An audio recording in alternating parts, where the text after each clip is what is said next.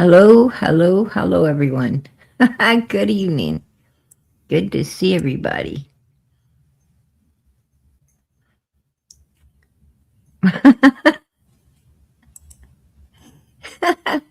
You are so silly. Um, Deputy Sheriff, you're silly.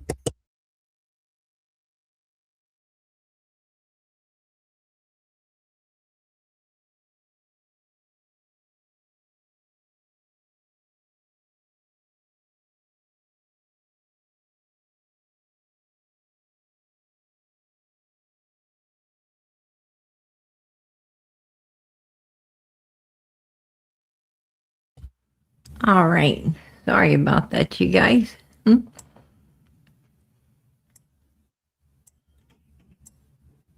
I Karen, number one in here tonight. All right. There we go, girl. Amen. And Katie, number two. And there we go. Good evening, Fair Garden. And God bless all of the missing children. Hey, I appreciate that. Absolutely. And Linda, number three. Hello, PG. Much love to you. And there's Auntie Sherry. Hey, PG. Much love. Going to bed and say my prayers. I'll catch the replay. Good night. Good night, Aunt Sherry. God bless. You number four in here tonight, girl. Good to see you. Hey, there's Teddy Wood. How you doing, sweetie? PG is getting a cold. D, there you are. Good evening, PG and chat. Much love to you. Pam Sue, how you doing? Good to see you. Hello, PG mods chat. Much love and prayers. Much love and prayers to you. Deputy Sheriff says, howdy, everybody. Howdy to you, Deputy Sheriff. Good to see you. You make me laugh. Oh, Purple Hearts for summer. God bless. Let's see. Mama 3, how you doing tonight? Good to see you.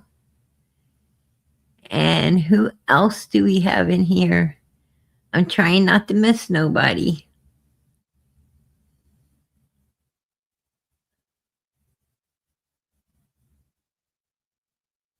Okay. Miss Justice, there you are. Much love, PG. Much love to you. Oh, that is beautiful, Mama 3. Absolutely beautiful.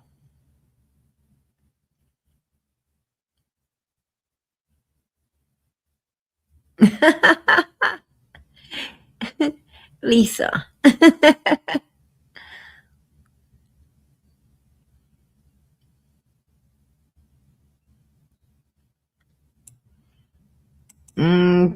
That's probably yard sale. Probably a yard sale deputy or a super old one. Um, a super old one that, from where she was going to hospital to have the kids. Might have been a super old one around. I didn't ever see a suitcase around Candus's house. Hey, Minnie Pearl, how you doing, sweetie? And all the, I went back and I looked through, all the photos that were taken inside the house, Christmas, and I didn't ever see I didn't see no suitcases in there. Thanksgiving, different photos that were taken on the inside. I didn't see, and even after summer went missing, I didn't see any suitcases when Chris was in there. I didn't see any anywhere. Hey, C, how you doing? Hey, Dartmouth, how you doing, sweetie? Hey, PG, much love to you, girl. I love the Purple Hearts. Texas Blue 22. Good to see you, girl. Much love to you. Oh, Australia, there you are. That's my Australia right there. Hey, Anna, how you doing tonight, sweetie? Oh, that is beautiful. That is beautiful. That's a beautiful work of art right there, girl. Our bucket list has holes. How you doing, sweetie? Good to see you. Hello, PG Mods, Summer's Beautiful Army. Prayers for summer to be found. Amen. Absolutely. Absolutely. Oh, she said love and prayers for all. Hey, girl, love and prayers to you. God bless you.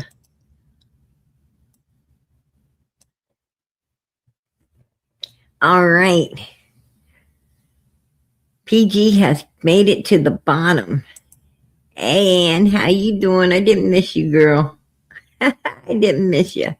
God bless. Antsy. Antsy's right there.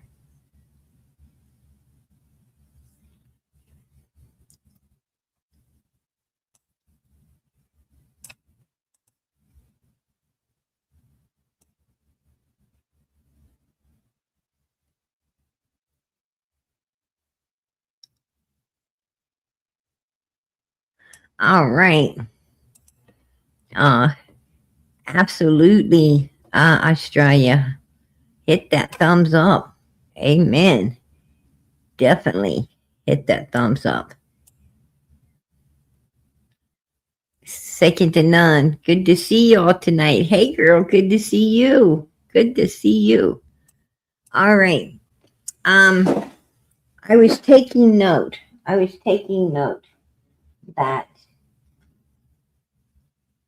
I was taking note that um out front of Pam's place there happened to be a suitcase.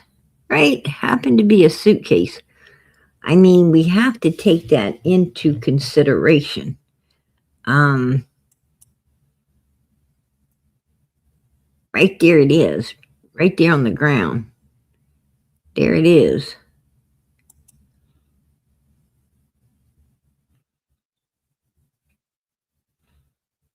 Let's get a better view of this.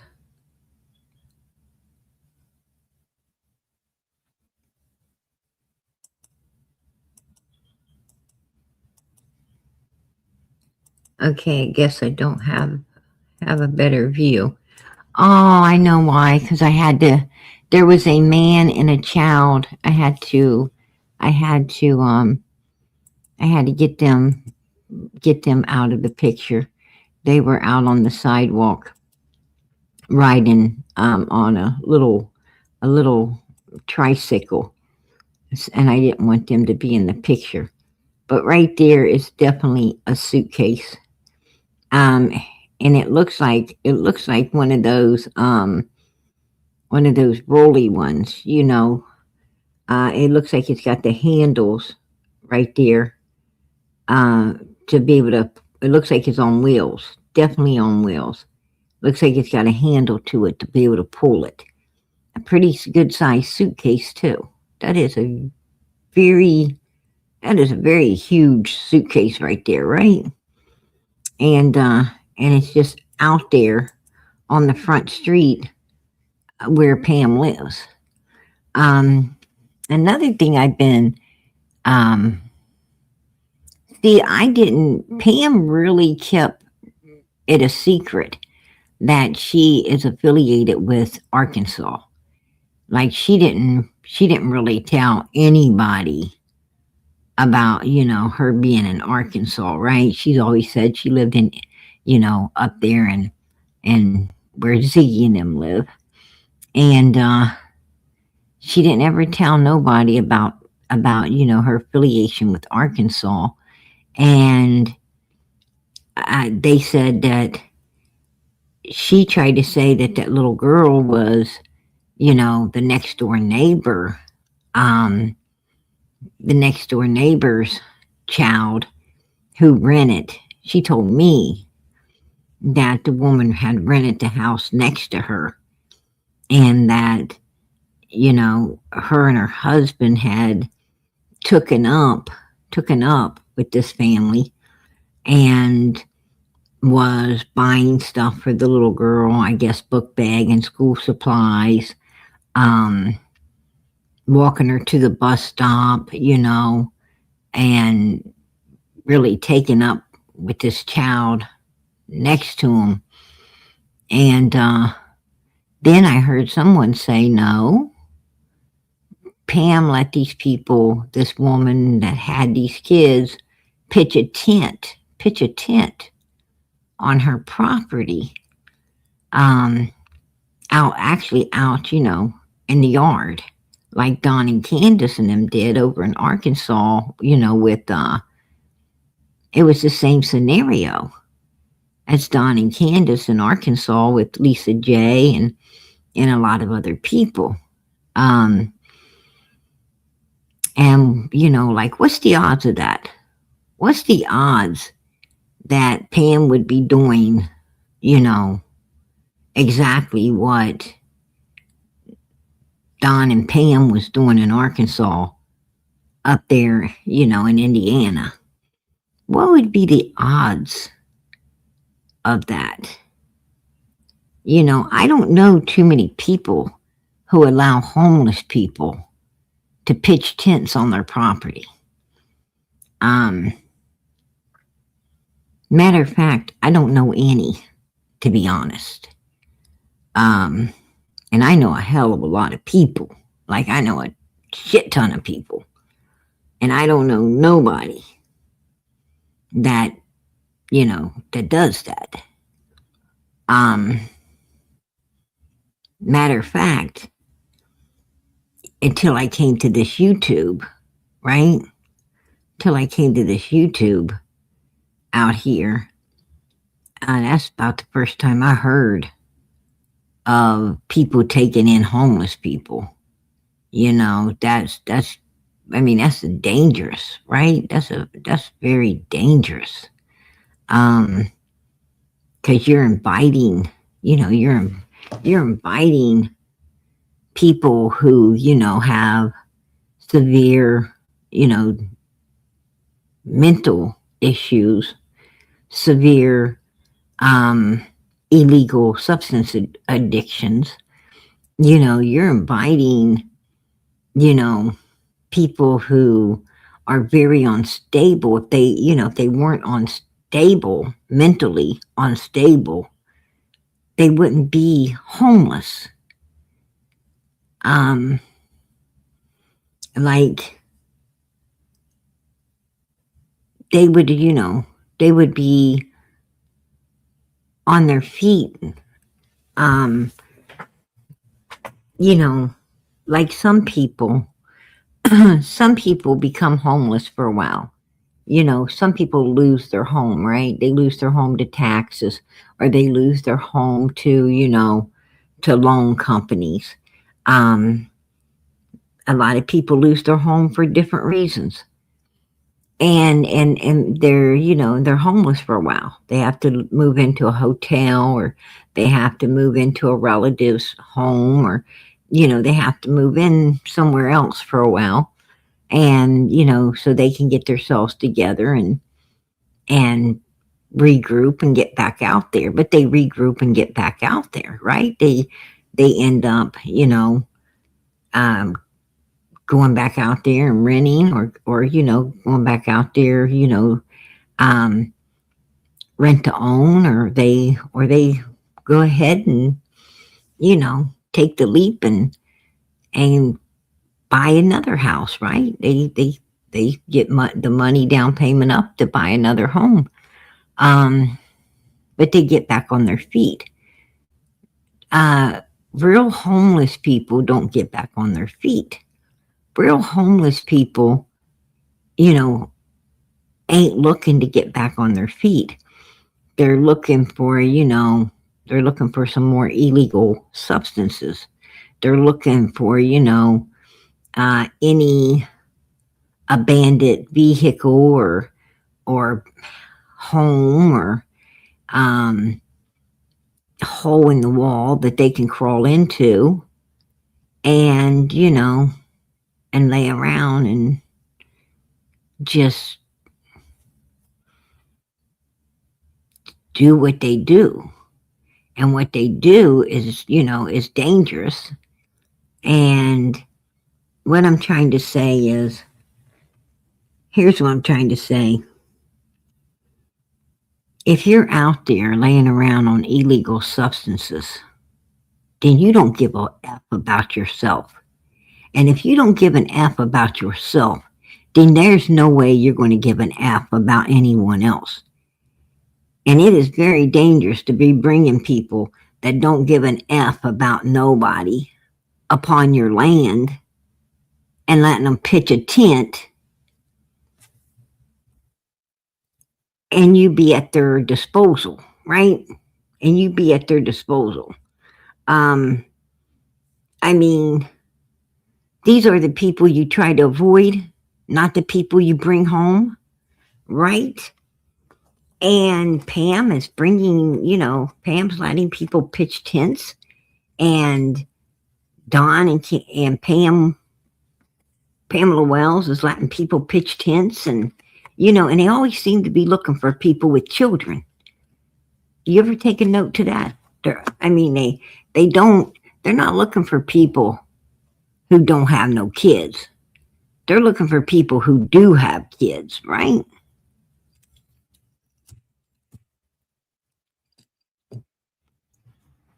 So if they're looking for people who have children, singling out people who have children, well, that pretty much tells you everything that you know, everything that you want to know about, about these sick human beings that, what I'm saying is, it's like, it's like Domner, right? It's like Jeffrey. Come on over to my place. I mean, the one that was dangerous was him. The real dangerous one was Jeffrey. Norman Bates, come stay at my hotel. Well, Norman was the dangerous one. When you have these people offering for you, to come and pitch a tent in their yard, you better beware as well. I don't give a damn you homeless or not. You better beware about someone, because normal people do not tell people, hey, you can come and pitch a tent at my place. Normal people say, here's $100, go get you a hotel for a couple of days. Try to go get some type of help,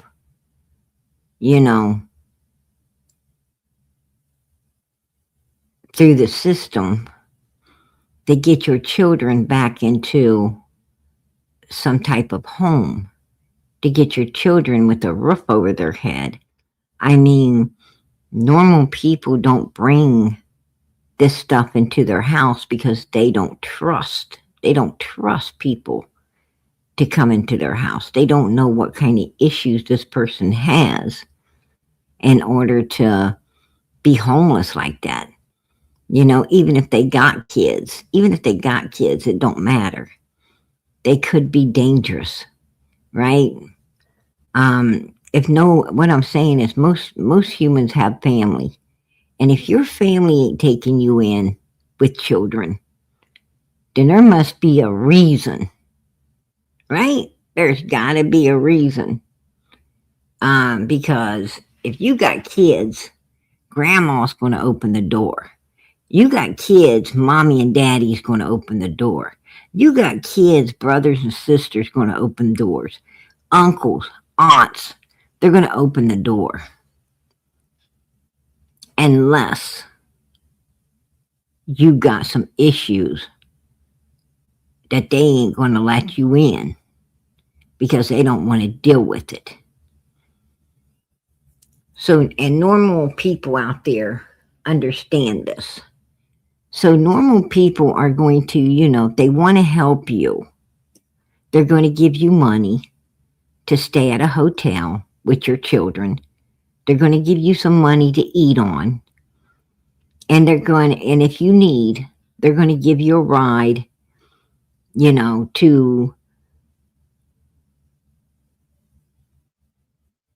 the closest, human services department so you can go in and see if there's anything they can do to help you and your children get back on their feet.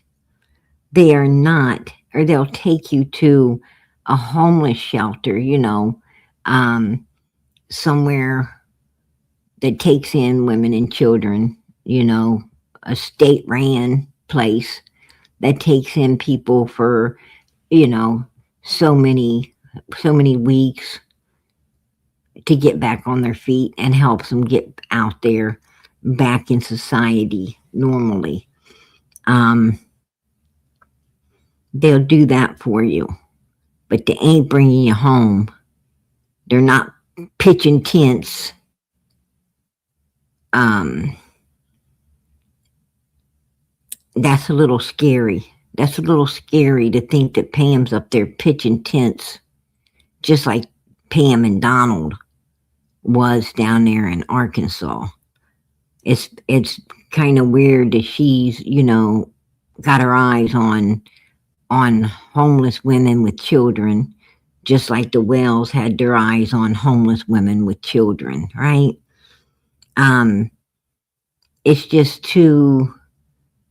It just sounds too much alike, you know. I mean, it's a uncanny resemblance, if you ask me. Um, that's just weird.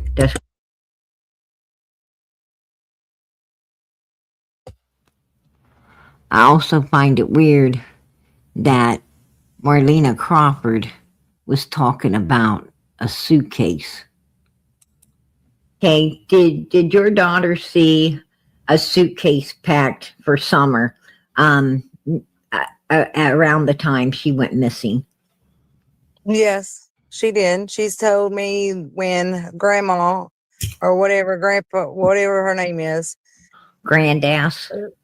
Grandass, yeah. When Grandass brought her home that morning, she said that she seen a suitcase and it was packed, that her and her daddy was going away, and it was just her and her daddy. Nobody else. Nobody else was going. It was just her and her father going. And yes, Yeah. my daughter has talked to the police. Yes, my daughter has talked to FBI. So yes, they do know this. She went there on a Wednesday night. No, a Tuesday night. Tuesday night. And she was supposed to stay for a week because it was in the summer and she was out of school and they were supposed to go to wetlands and stuff like that because my car was down. And Candus said, let me have her. We're going to go to wetlands. I'll pay for it all. Me and Dawn will take care of her. And I'll bring her back to you on Sunday evening when we get back, or you can pick her up. We just stay in touch and I'll let you know. Well, I didn't have time to stay in touch because Friday morning about 10 o'clock, Grandass was bringing my daughter to the bottom of the hill and dropped her off at my house. Right. Where I lived at that time in Bayletson. Friday morning, Grandass was bringing my daughter home. She said, my daughter home. And I didn't have time to stay in touch. Okay. Good to know. Cause I thought they brought her home Saturday after church. So, and I'm sure that Marlena said Saturday after church. And I asked my daughter why she was at home so soon. She said that here comes the suitcase thing. said that her dad and her was going away on a field trip and she had to come home on a trip somewhere. They were going away for a couple of days and she had to come home.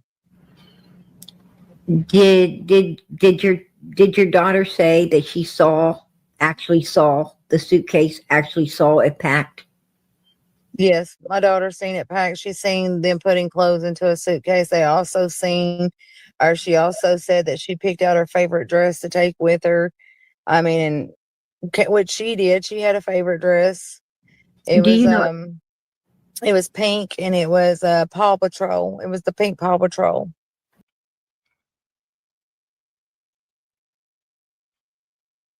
I had this conversation with Marlena Crawford. I don't know. It's been a little while back, maybe, I don't know, 6 months or more back. But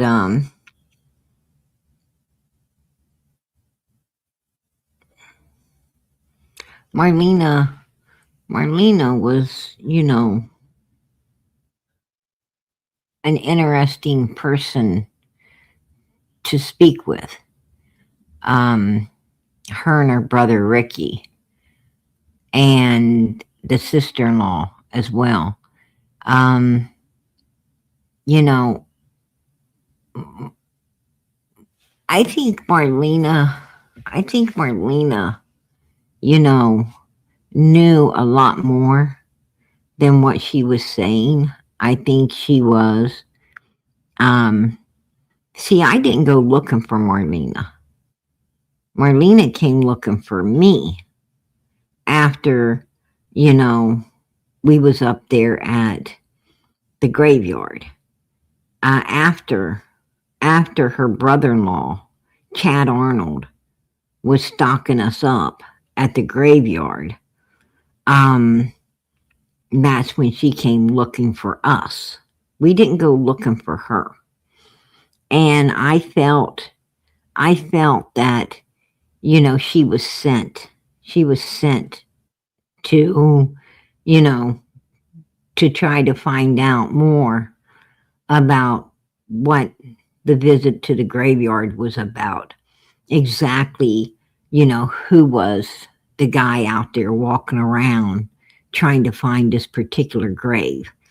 Um, I felt that she was sent to us by, Andy Bernard, Fred Hill, and Chad. That's my opinion, that she was, sent in to find information, but she gave a lot of information as well. Now, um, she slipped. She slipped when she said Friday. She was supposed to say her daughter was returned on Saturday after church, but and she sent me pictures, which I'm going to show you tonight. And the pictures were fake. They weren't pictures of the same, they weren't pictures of the same time, that, they weren't taken in June at all. Period. They weren't taken in June. They were old pictures. So Marlena was playing the same game, as the rest of these people. And I just recently came to realize that when I was, going back and coming forth on when I was going back and coming forth on some things that I wanted to, go over and research and kind of revisit again, in case we missed something. And we missed a lot. And I'm starting to realize that. That these people were gaslighting the fucking hell out of everyone that truly cared about Summer and her brothers, who, truly wanted this case to be solved. They made it their mission. They made it their mission to lie and deceive and to gaslight as much as possible.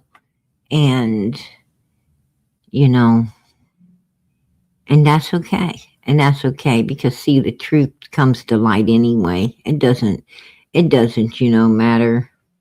Um, it doesn't matter,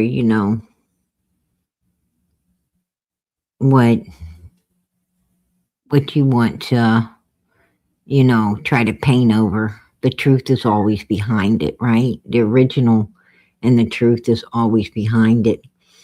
And at some point,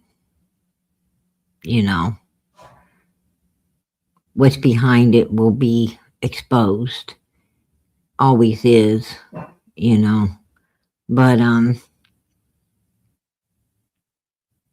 yeah, she lied. She absolutely, fabricated a bunch of shit.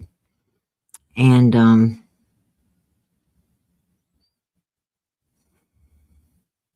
but she talks about a suitcase, and then at Pam's place there's a suitcase right on the front street. I mean, what's the odds of that? What, um I often wondered what, what the hell was Pam even doing in Summer's case. I often wondered, because she wasn't a creator. If she'd have been a creator, I would have said, well, she, like everybody else, she is trying to do what's right, for missing kids or whatever, to expose these evil people like Don and Candus and them. And she wants to get justice for these babies. But she wasn't a creator. And for someone not to be a creator, just to be,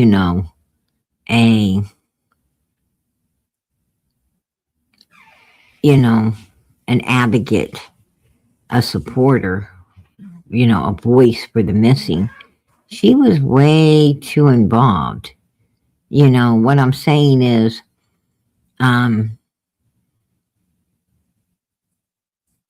she was doing the work of a creator. She was doing she had this need to know every little fucking detail, right? She had the need to have eyes and ears everywhere. Stuck on every detail. And she didn't do that with the Sebastian Rogers case. She acted like she wasn't even interested in Sebastian's case. She didn't overly get interested in Quentin Simon's case. I was all wrapped up in Quentin's case, right? That little boy was beautiful. He was amazing. He just captured everybody's heart, that little feller did. He's such a doll baby. And how someone could destroy him, God only knows. But he was just beautiful. Absolutely adorable. And it was just a damn shame to see somebody destroy such a beautiful child, such a beautiful gift from God. And, and I was definitely 150% in on that case, trying to help in every way I possibly could, do everything we could to get Leilani's ass put where she belonged for doing what she done to that little boy. And, and we were sticking with it. We was catching a lot of hell and everything, but we stayed with it. We called out the truth. We didn't let nothing go around the mulberry bush of lies. And but Pam wasn't interested. She, in Quentin's case that much. I took note to that. I take note to a lot of things. Sometimes I think it's, if I do take note, I think sometimes it's just God knowing I'm going to need to pull it back out later for some reason. But I did take note of that, and I guess we're here today needing to pull it back out here, right? Because something's just fucking weird with Pam and Summer's case. And she's attached to Arkansas, where, Don and Candus and Pam and Lisa J and all these people are affiliated with. She has, and Pam's mean and evil as hell. Trust me, she is evil as fucking all get out. I mean, I kid you not. This woman is like sinister. She's like mother freaking sinister as hell. Just like these people. Just like all of these people in Summer's case. Matter of fact, sometimes I think, I think she could be a little worse than some of them. She definitely is selfish, self-seeking, weird as fuck, all into a bunch of skulls and skeletons and weird, weird shit. And she's just fucking evil. I mean, and she has an evil presence. And and you can tell that she's got a lot of deep-seated sinister hate inside of her, wanting, she's wanting to unleash on humans because, that's what, her evil ass runs off of, right? That's what she runs off of. That's what Don and Candus ran off of. That's what evil people do, They get, that's how they charge their fucking batteries. They don't charge their batteries with love, kindness, caring, and grace. They don't charge their batteries, like a normal person does. A normal person, looks forward to getting up and spending time with family. They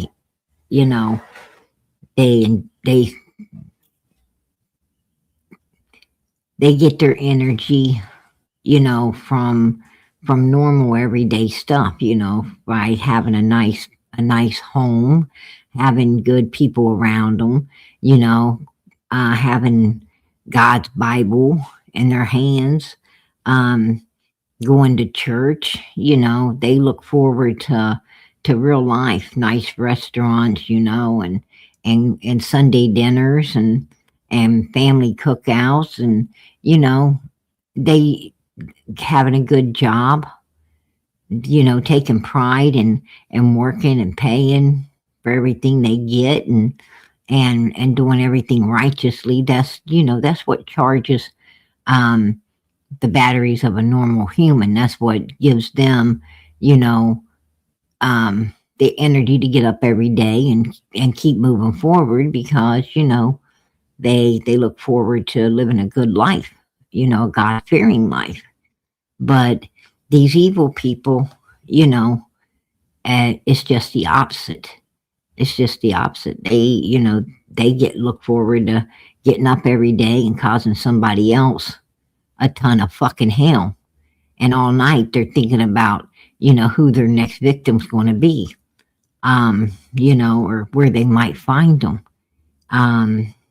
What they're, if they got one on the hook, how they're going to, proceed to gaslight them and suck them in and destroy them, that's what keeps them going. And you can tell that is hatred that keeps Pam moving forward. You know, she hasn't got you know, Pam doesn't want rose bushes in her yard, and you know, she don't want hedges and rose bushes and you know, all kinds of different beautiful flowers, and you know, and nice yard ornaments and stuff like that. Pam wants fucking skulls hanging on her fence, right? She wants to put a big ass dirty lawn chair in the front yard and skulls all over the place, and sit out there looking, you know, fucking scary like everything around her. And you know, she wants to wish bad on everybody, and you know, hate on everybody, and talk shit about everybody. There's nothing, you know, nothing really good coming out of her mouth, right?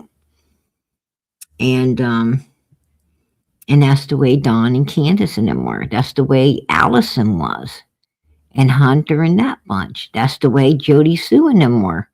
That's the way Fred and Laura and them were, right?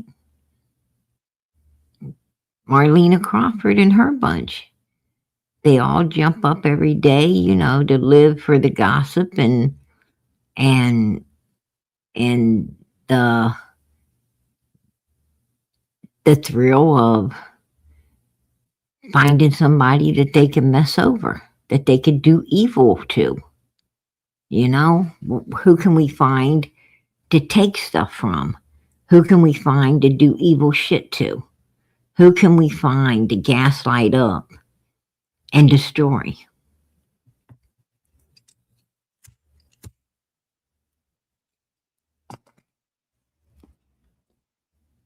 You know, they depend on that. They depend on that sucker that's born every second that they could possibly get in their web.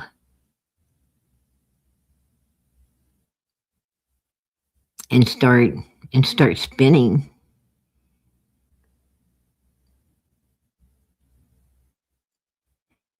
it around another victim.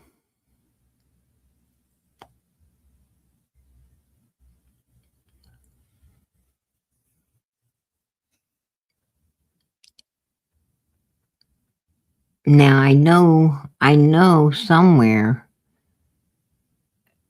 Fred Hill's sister said that Summer was in Indiana. And this was before Fred went to Indiana. You know, he was saying that that's supposedly where Summer was. Now, I don't believe Summer is in Indiana. I don't believe that Summer is in Wisconsin, Utah. I don't believe Summer's any of those places. I believe Summer's right there.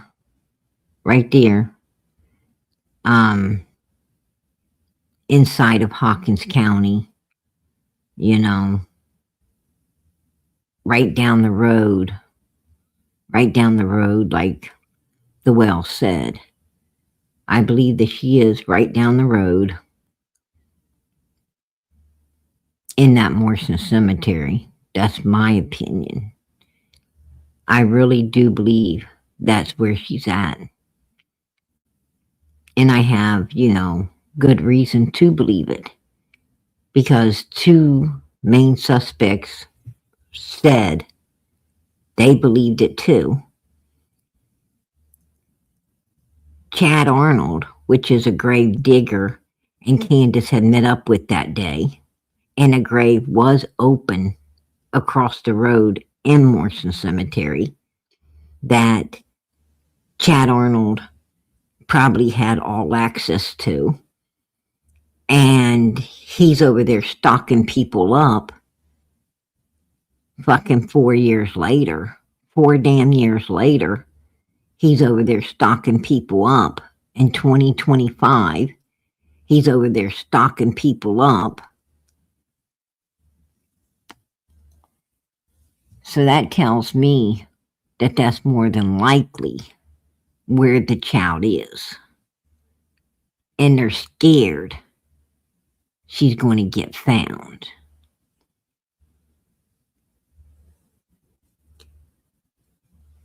That's my opinion. But I also do believe that there's something way bigger than what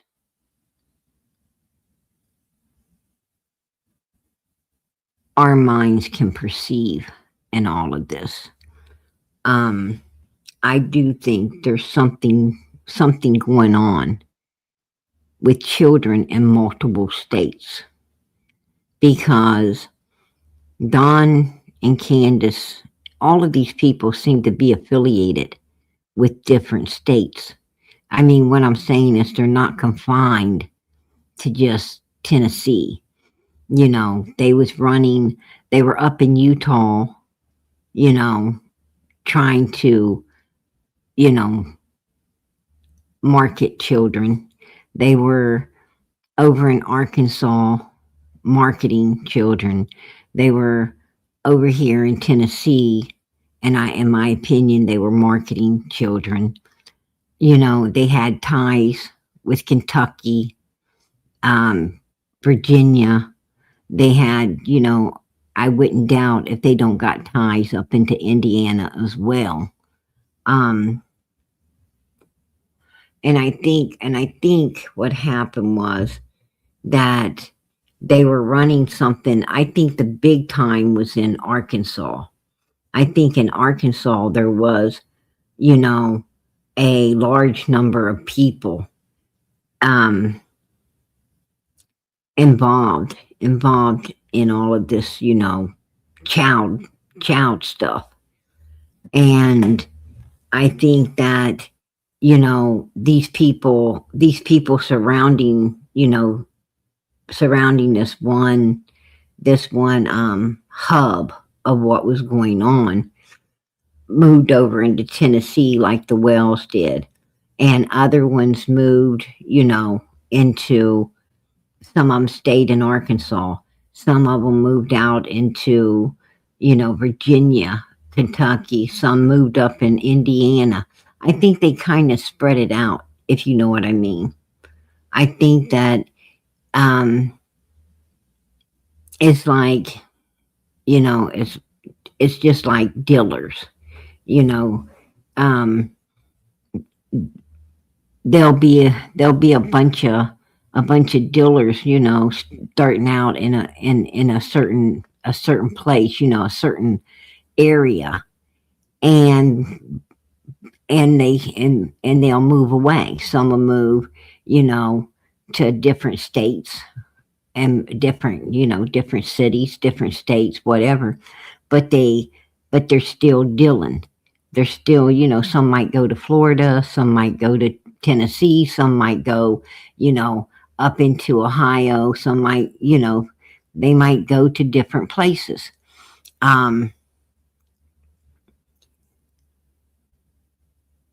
Over into Virginia, they, you know, but the point being is, if you ask, you know, somebody, hey, what happened to so and so? Oh hell, he moved to Florida, but he's still, you know, I'm getting ready to go down there. I'm getting ready to, you know, we're going to hang out. You know, they got this or that going on. You know, they're still into what they're doing. And you know, this particular person, you know, they might be in California. They might be, as I said, you know, in Tennessee. They might be anywhere, but they're heading, you know, to Florida, and they still know this person. And what I'm saying is, it's kind of like, you know, you can take, you know, the hillbilly out of the hills, but you can't take the hills out of the hillbilly. Okay. That's what I'm saying. They're going to continue. They're going to continue, to do the evil that they were doing, that they're accustomed to doing. And I think there's a lot of people accustomed to doing evilness.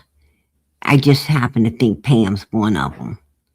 And, you know, and like I told you guys, I questioned her up. And what I was really seeking is, to see if she was I wanted to know if she was a compulsive liar, is what I wanted to know. How much does she lie? I didn't ever question that before. And that tells me a lot. It tells me a lot. If I can question a person, what I do is I research the truth, right? I get as much truth as I can about a human. I'm talking about bona fide, I fucking know you did and you were. And there's no way you can say you didn't, but you probably will because you're a compulsive liar. And then when you lie to me on numerous things, you confirm what I'm trying to figure out about you. And that allows me to understand that, well, it allows me to understand that you're exactly what I was thinking you was, and also allows me to understand that you're more than likely guilty of exactly what you're being accused of being guilty of. Um, so a little research, a little observation, and a little questioning can, can give you all the answers you're seeking and looking for. It's not setting someone up. It's called finding the fucking truth. Because these children in this world deserve it. These teenagers in this world deserve it. Young adults deserve it. Middle-aged people deserve it. Older people deserve it. We all deserve the truth. Every damn one of us deserve the truth. Why? Because the truth keeps us safe. The truth allows us to understand who we don't and won't have around us. The truth allows us to know who to keep our eyes on and not to turn our backs to. The truth allows us to get this evil the hell out of our society and into prisons so that everyone could be safe. Yes, I'm talking about all of us, not somebody, everybody. You don't know where evil's going to end up. Look at Don and Candus Wells. They were at 110 Ben Hill Road, and then they were up in Arkansas, and then they were up in Utah, then they were over in Virginia and West Virginia. These motherfuckers have traveling britches. They got traveling britches, and they're in those damn britches. And they could be outside anybody's door at any time because they travel. and they're dangerous.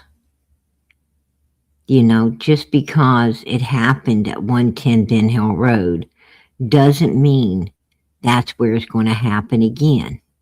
It can happen anywhere because these people are not confined to one place. They're dangerous. That's why you have to get evil the hell out of society, because you don't want it in your neighborhood. You don't want it outside your doors. You don't want it any fucking where around you. And neither does anyone else. It's just the way it is. If they'll do something to one person, they'll do it to anybody. You take a liar. You think a liar only lies to one person? They lie to every fucking body. A thief, you think they just steal from one person? They steal from everybody.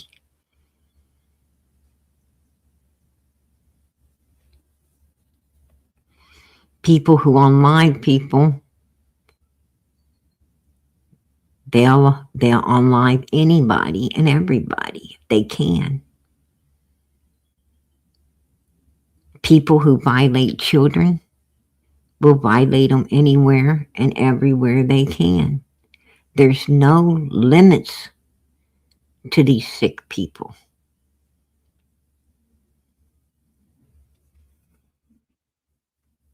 That is exactly why you have to get them out of your areas, out of society. It's just like, dealers. Do you think dealers only deal with adults? They don't deal with just adults. They deal with anybody that's got the money. You got the money, I don't care if how old you are, if you got them, because that's what they want. And that's why you got to get them out of society. Because you don't want your children having access to stuff like that. You give your kids money to go to the mall to buy clothes. You give your kids money to go to the store and get snacks. You give your kids money to go to restaurants and eat. You give your kids money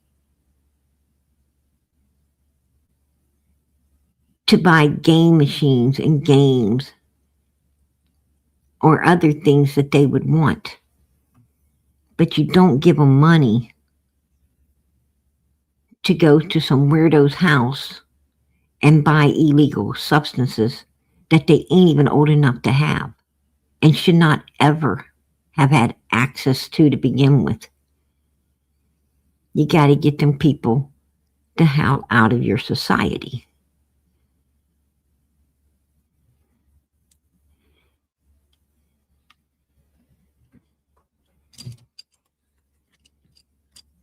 If your child gets access to illegal substances and your child ends up getting on illegal substances, your child is not going to ever have a damn thing in his life. It's not going to have nothing.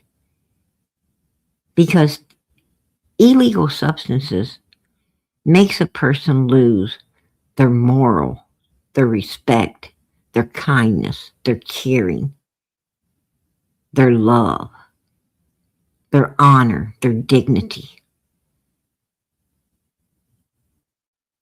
It makes them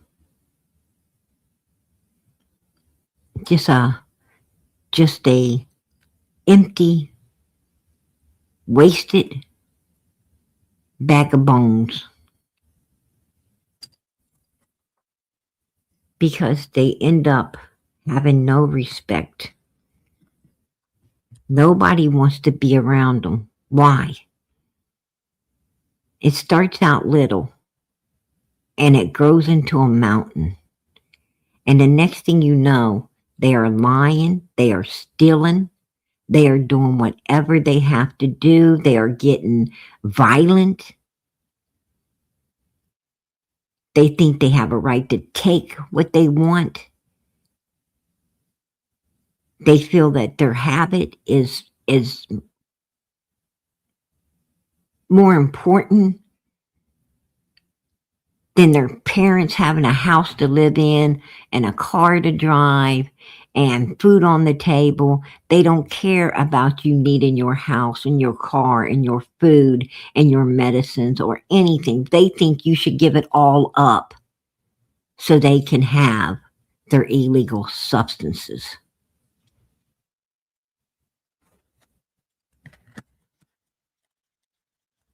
They can't hold a job.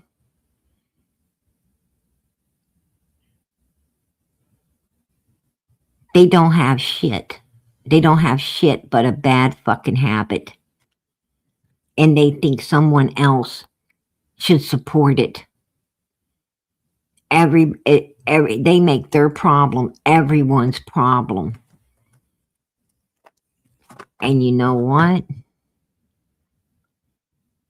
The dealer don't care because that's how they make their bank. They don't care. That is your problem. And a problem you shouldn't have ever had to have had you only spoke up and got that problem the hell out of your society. I'm going to tell you, people can bond together. They can bond together for evilness or they can bond together for righteousness. People bonding together for righteousness is going to keep everyone else safe. People bonding together for evilness is just going to destroy everybody in the end.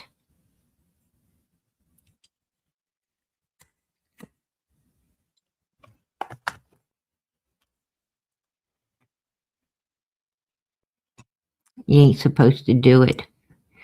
You know, that's why the Bible says, do not bear false witness against your neighbor. It says, do not bear false witness. It does not tell you not to bear the truth. Because, see, God wants people to tell the truth in order to keep society safe. If someone is doing something wrong, you need to speak up. Closed mouths don't get fed. And closed mouths do not help or protect anybody.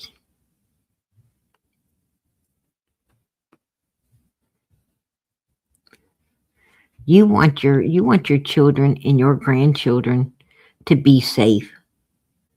Then don't be afraid to speak up and get that trash the hell out of your communities. Don't be afraid to stand up and stand strong. Everyone's looking for a leader. Everybody's looking for someone to stand up with. You need to be that strong one that people can stand up with. You can get an army behind you real fast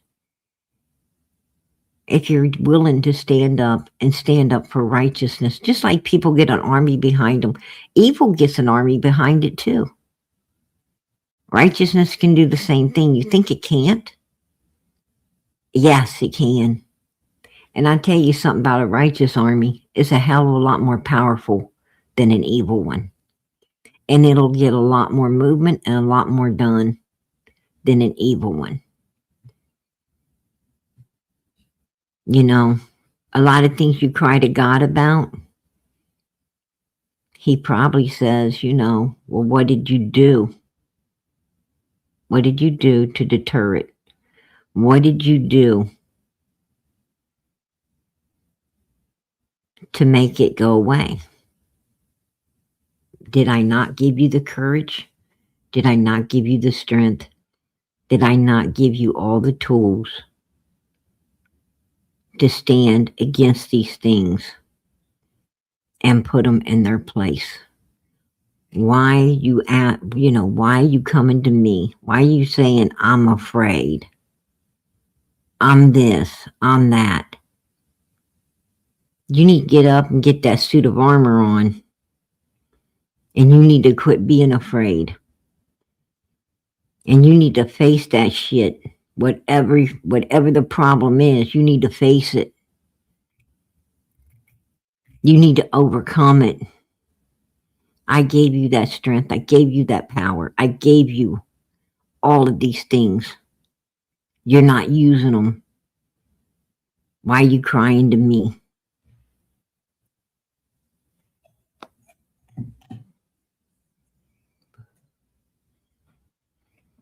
What you should be asking me is for more strength to continue to put it in this place and not fear anything.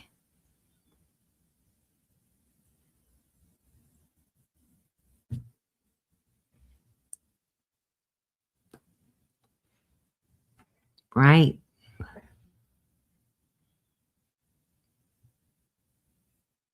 You'd be surprised at how many people pray because, their family hurts them, their friends hurt them. They're like, God, why? Well, because you're allowing it. You're allowing it.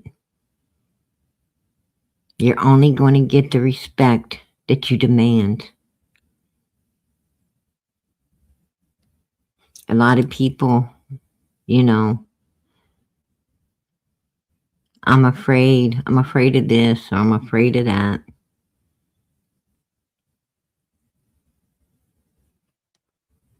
I mean,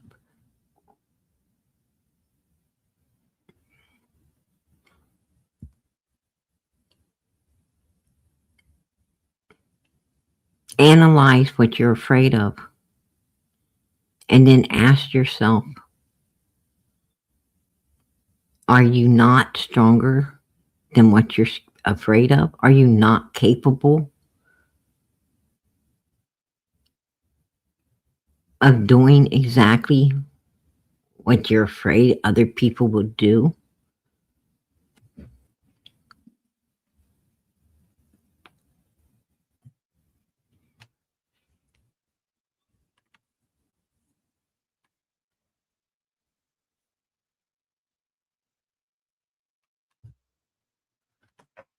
Just saying.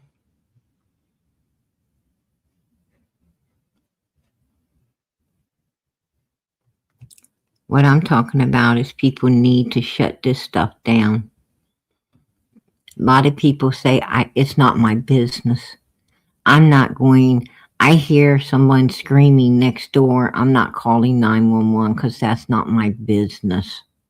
I don't want my neighbors being upset with me because that ain't my business.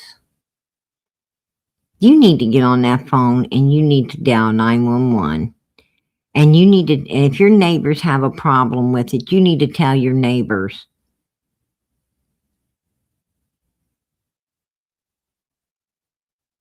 Not to be infringing on your eardrums. Keep that shit down.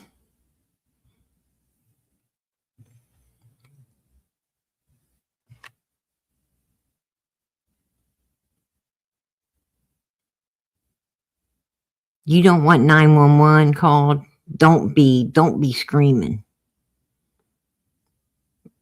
Keep that big mouth shut and take it like a man, right?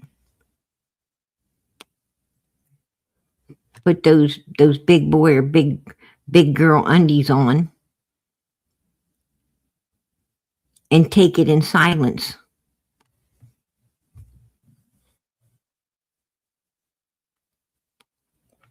Don't be.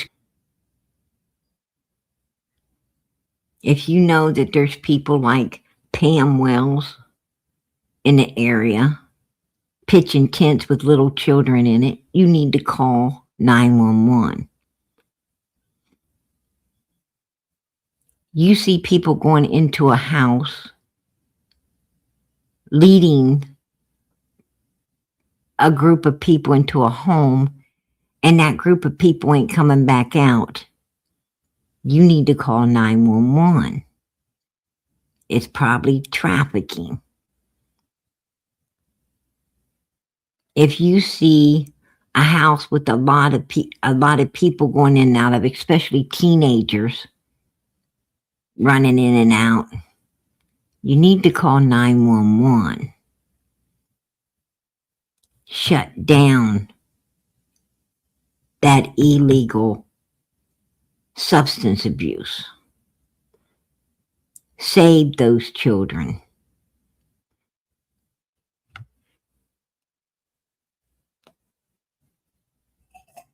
But most people don't. Most people get up every day and it's easier to say that ain't my business. I don't want to get involved. I don't need no trouble. Well, you ain't going to have nothing but trouble if you don't do what's righteous in the sight of God.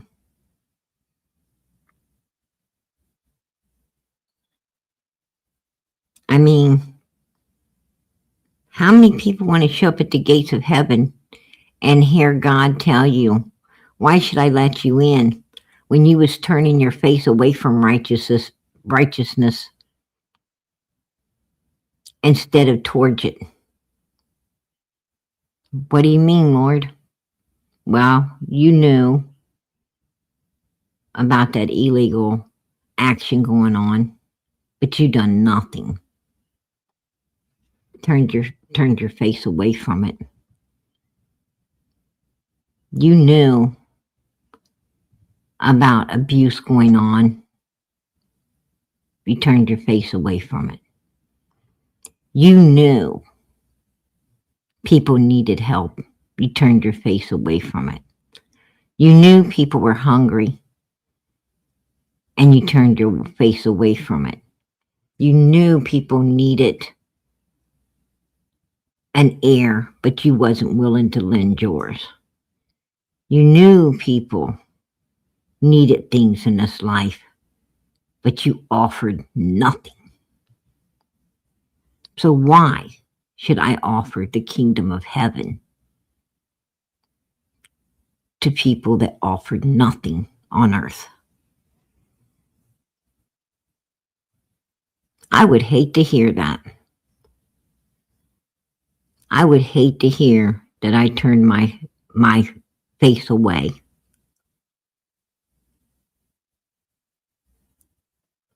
because I was scared, because I didn't want trouble, because I felt it's not my business. I felt it's not my place. I told myself all of this to make myself feel better about why I wasn't doing what was right. And God's going to remind us of that. He's going to remind us of that. Don't think he's not. People think they're just going to be judged on lying or stealing or, the 10 Commandments. Oh, we're going to be judged on a lot more than that.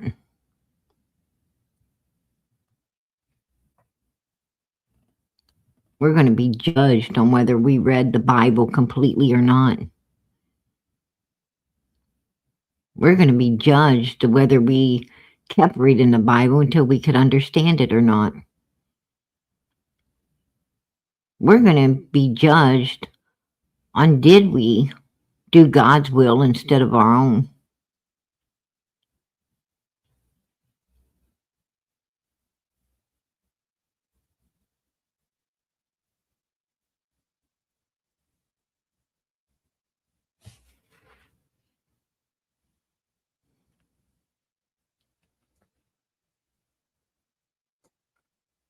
Right, Lisa? You know, I live in a very, very well kept, very, very beautiful community as well. And people don't mind their business. People don't mind their business. That's why it's such a beautiful community, because we don't mind our business. If someone comes into our area, you know, doing things they ain't supposed to be doing, well, you see them packing up and leaving soon because we don't tolerate it. Our area is very child friendly. Almost everybody has kids. Almost everybody has, and motorbikes and doom buggies and you know almost everybody has swimming pools and you know big cookouts, and I mean it's just geared towards family, and we want our kids to succeed in life. Most every single body in our community, you know, like when we go to cookouts and stuff, what you're hearing is what college their kid's going to be, signing up to. Um, you're hearing about, the kids' grades in high school. You're hearing about, um, cheerleading practice, baseball practice, football practice, all the sports, all the stuff. Um, this is what, they take a lot of pride. They want to keep their kids, substance free. They want to keep their kids, on the right path. They want to keep their kids, geared to becoming something in life. They want their kids, to to have, to have a beautiful community as well. They're gearing their children towards family lives, you know, nice homes, decent vehicles, you know, being able to take care of themselves before they go out there and try to start taking care of other people. You can't take care of other people if you ain't established and able to take care of yourself first. That's, that's what they're talking about, you know, during get togethers and so forth. Um, I'm not saying that, we don't joke, and I'm not saying that we don't, you know, share recipes and other things as well. No, I don't live in a Stefford neighborhood. We're all real, you know. We just want the best for our community, for our children. And we ain't going to mind our business and have anything less. We ain't willing to do that.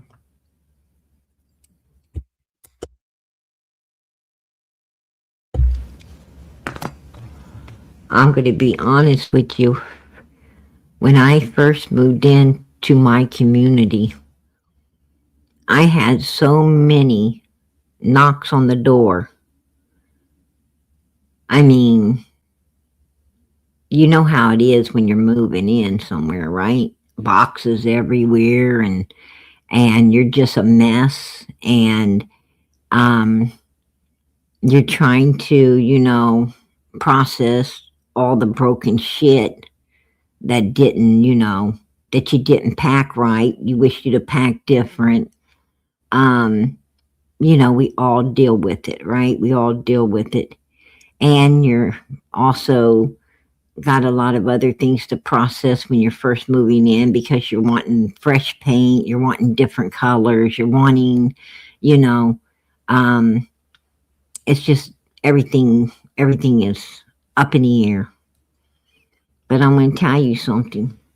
Man, there was people coming out of the woodwork, and they wasn't just welcoming you to the neighborhood. They were observing you, trying to figure out what type of people you are so they could decide whether, they're going to let you stay or make it hard till you leave. That's pretty much it. I mean, if you ain't their kind of folk, you're going to have to go. And, I didn't realize that. I didn't realize it. I think I might have been a little slow. Um, you know, I didn't realize that right off hand. It took me a few days, um, to figure out what was really going on. You're getting a cake and you're getting casseroles and you're getting, bottles of wine and, it's like these people are too nice. What's going on here? And they look disturbed if you didn't say, come on in, and let them look at all your shit scattered everywhere. Yeah, I still think about that.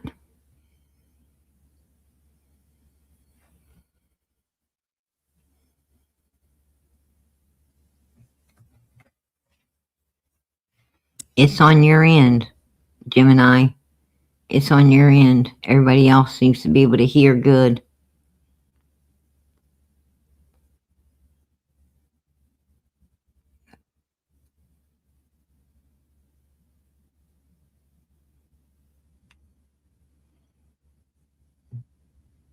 I'm going to tell you, I don't know anything about Australia, but from like what the people who live there say, oh, I wouldn't want to live there.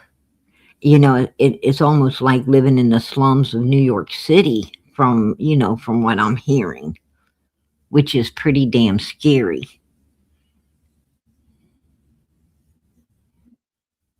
Yeah, right, Denny? Right? And trust me, I did. I did. I did quite a few of them. I did quite a few of them. I'm opening the door up with, a mother freaking paint roller in one hand and right? And it was something different. I got a paint roller in my damn hand, my hair sticking up. You know, I've been climbing all over the mother freaking room,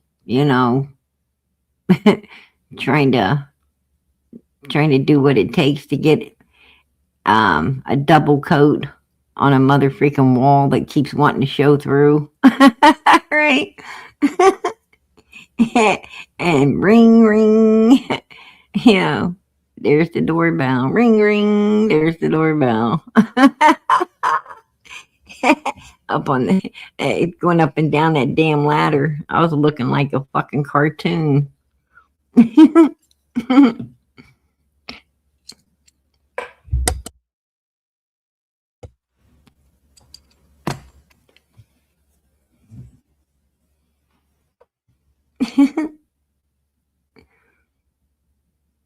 Oh yeah, a lot of places.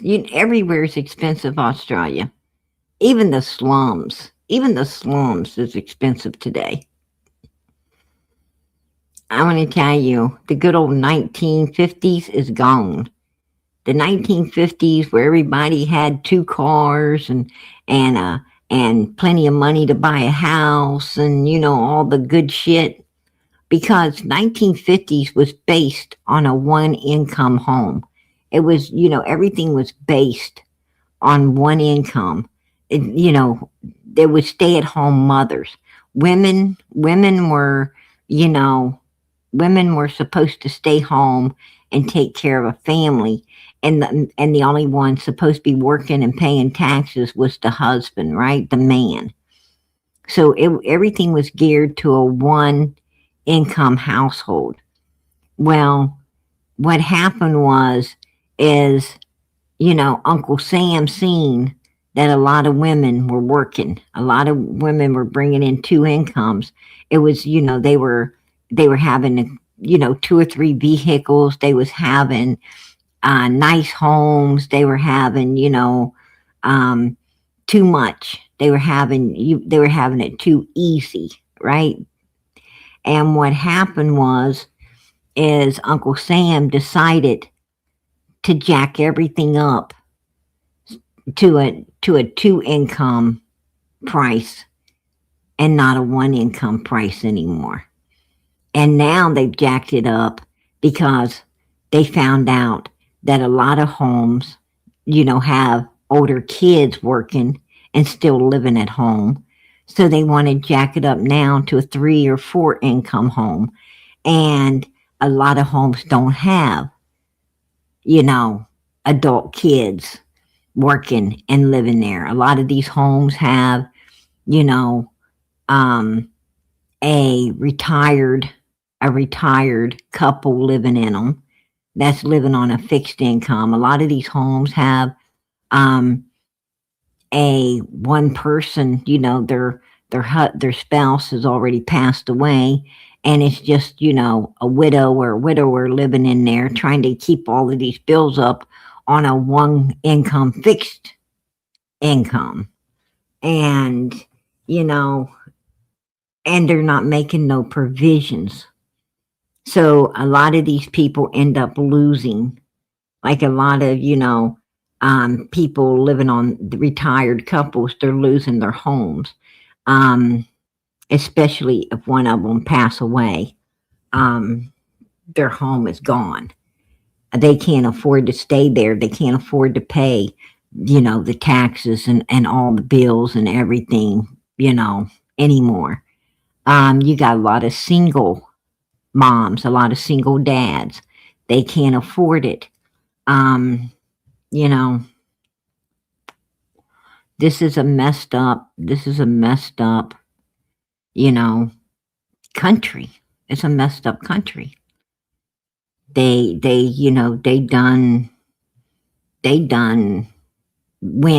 done went and got fucking crazy with the prices, right? And put a one in the chat if you've took notice that our grocery stores don't have no fucking groceries. I mean,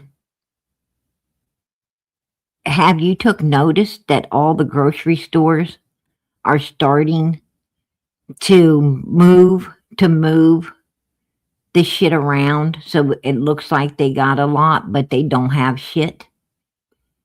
Have you took notice that they're redesigning the shelves and everything to look like they got something when they ain't fucking got nothing? Better take heed to that.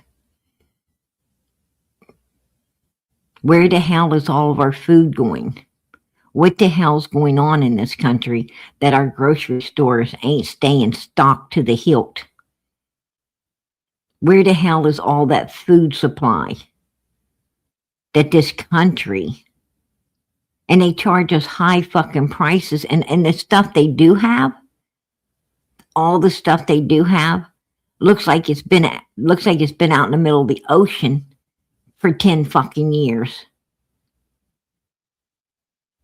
and brought back and threw into our stores. What I'm saying is we look like we're getting all the throwback. Who in the hell's getting the good shit? Who's getting the good stuff? That's what I want to know. Because I know back 10, 15 years ago, you could walk through a grocery store and there was tons of freaking food. Absolutely tons of stuff. And there's none of that now. Like none of it. Matter of fact, let's just go back. Let's just go back 4 or 5 years. It was stocked to the hilt. Before this big C word, okay? Before the big C word, they had plenty of stuff everywhere. After the C word, we don't seem to have no food. And what food we do have looks like crap. You don't even want to bring it home. Like if you see a good pack, an actually good pack of freaking chicken, or you see a good pack of hamburger, you get excited. You're like, oh my gosh, looky there. It looks good today. I might be able to have some. What the fuck? Where's all the food going? Who's it going to? Because I don't know. I don't know.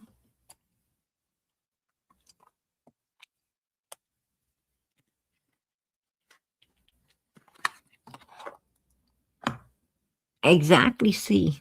Exactly.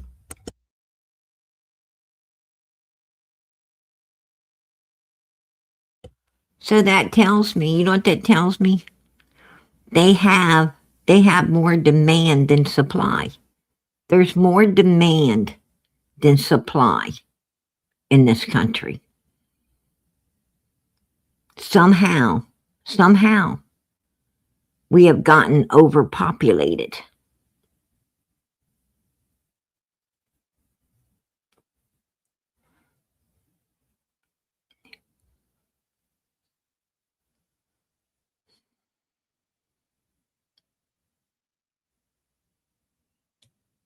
Absolutely. Absolutely, Stephanie. You got that right, girlfriend. And I'm going to tell you something. That's what I'm talking about. The produce, it looks like it should be going off the shelf instead of on it. The meat department looks like it should be going off the shelf instead of on it. And then all the other shelves, well, don't look like it's got shit. And, you know, and if you look at dates, a lot of stuff's outdated. A lot of it is outdated. I was looking in a freezer. I don't know why. You know, I don't know why I do this. I don't know if any of you guys do this or not. But sometimes, and I don't mean to do it, but sometimes when I observe someone, looking in a certain area, I don't know what it is, but I just need to go look too, right? Put a one in the chat if you got that problem. You just want to go look too. Like you think they might have found something good, and you want to go look as well. And I went to look. And I'm going to tell you something. I understood why they didn't get anything, because I didn't fucking want anything either. The shit was outdated. It was outdated. It looked good, but it was freaking old. I mean, the looks would fool you. The date, that's why you check dates. I check dates on everything. And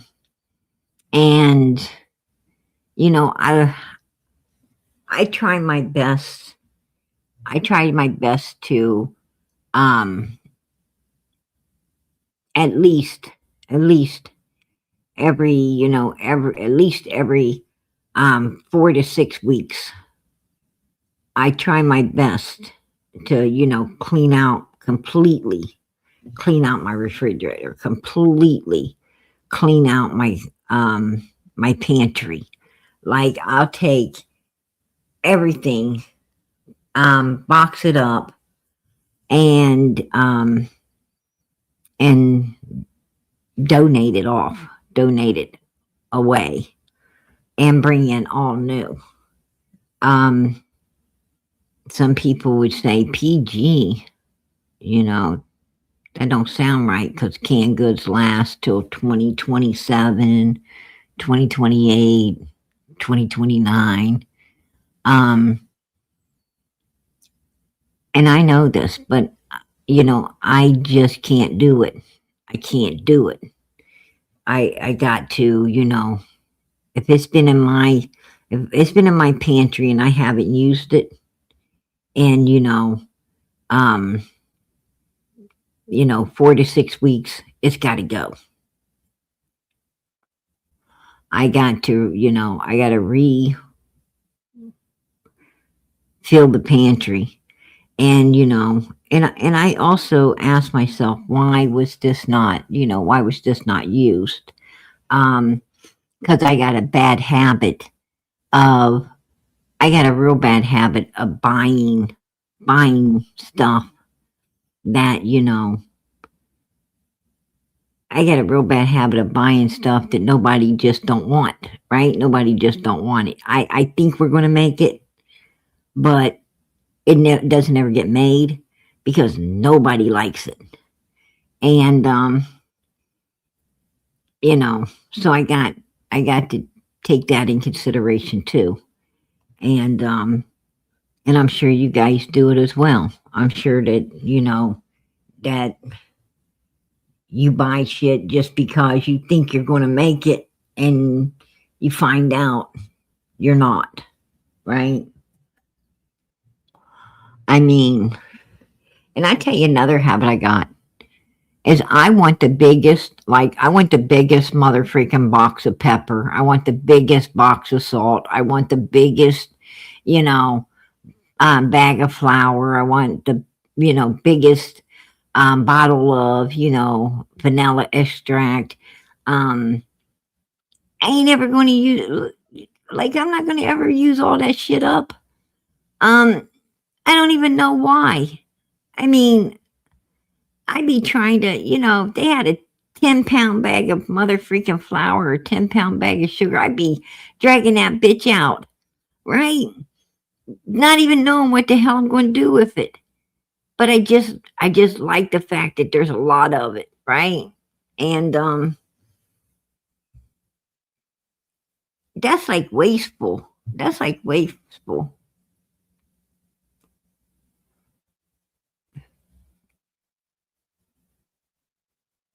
And and I know you guys do it too. Own up to it. Own up to it. Put one in the chat. When you walk in the store, you get the biggest bag of potato chips, the biggest bag of flour, the biggest bag of everything. Like, like you're going to start a bakery in your house. You're going to start running a restaurant.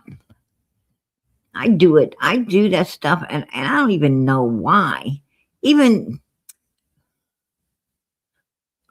I promise you, like my kids and my old man and them, they laugh at me. They laugh. They think it's the funniest damn thing, you know, that I do that. They're like, I ain't never seen no one do that before.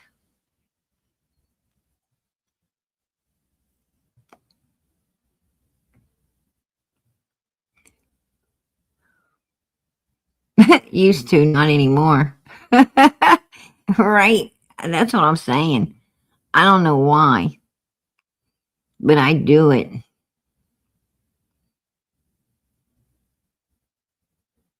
That 20-pound bag of sugar. There you go. That's what I'm talking about, second to none. I seriously, and like, use, I don't use a whole lot, sugar and flour and stuff like that anymore. I used to use quite a bit because I would make biscuits and I would make, you know, a lot of gravy, I make gravy in the morning. I make gravy in the, evening to go over mashed potatoes. I used to make a lot of homemade gravy.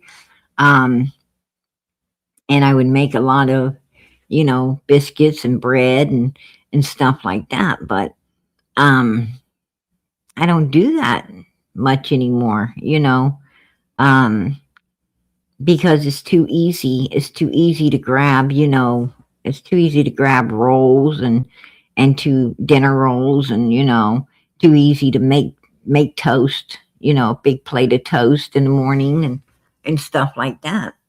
Um, than it is to, you know, making biscuits and everything takes time when you can just, pop a can open, stick them in the oven, if you want biscuits, or, um, make, you know, 4 pieces of toast at a time and big old plate of toast, you know, and throw it on the table. So I don't get into all that bacon and stuff much anymore.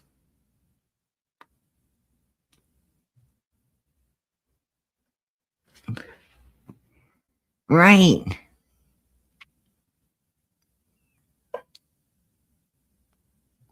Like this morning, I jumped up. I made fried potatoes, eggs, bacon, biscuits. I made everything.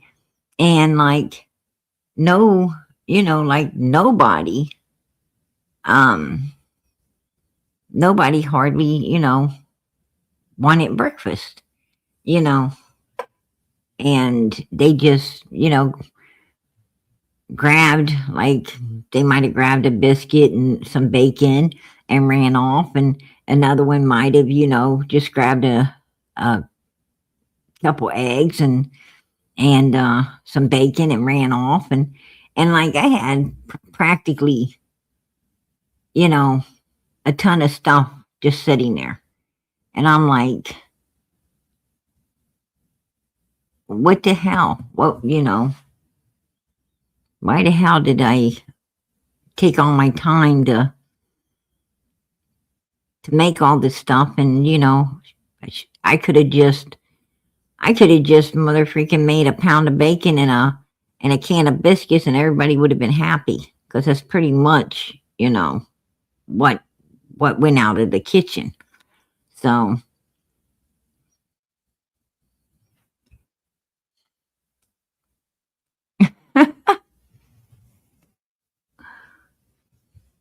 I want to tell you.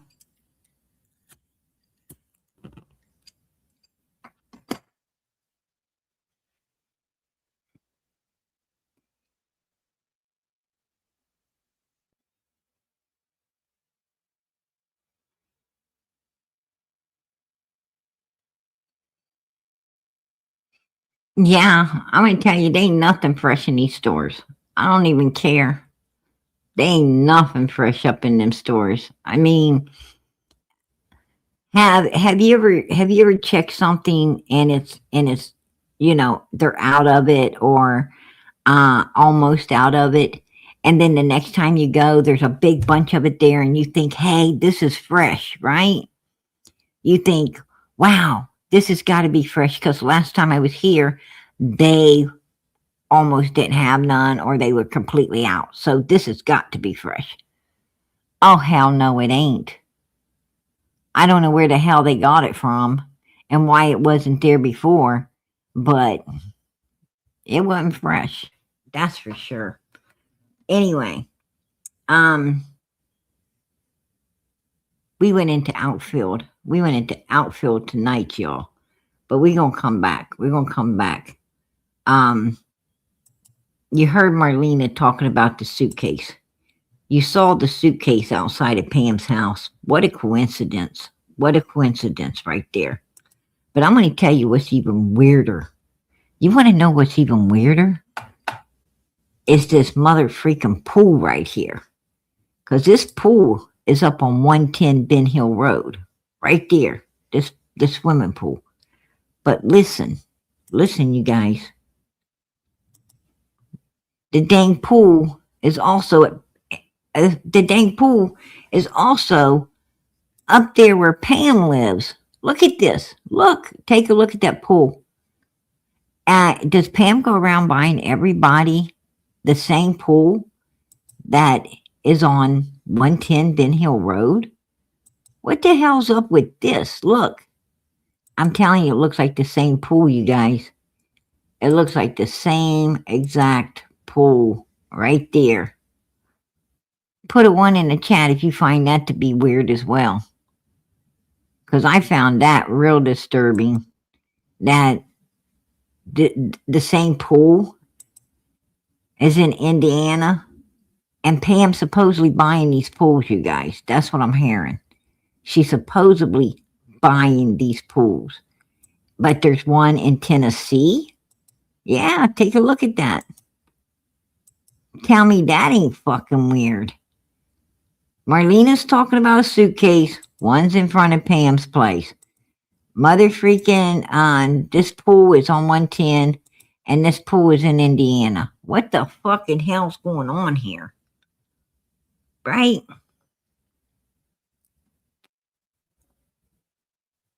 I don't know. I don't know.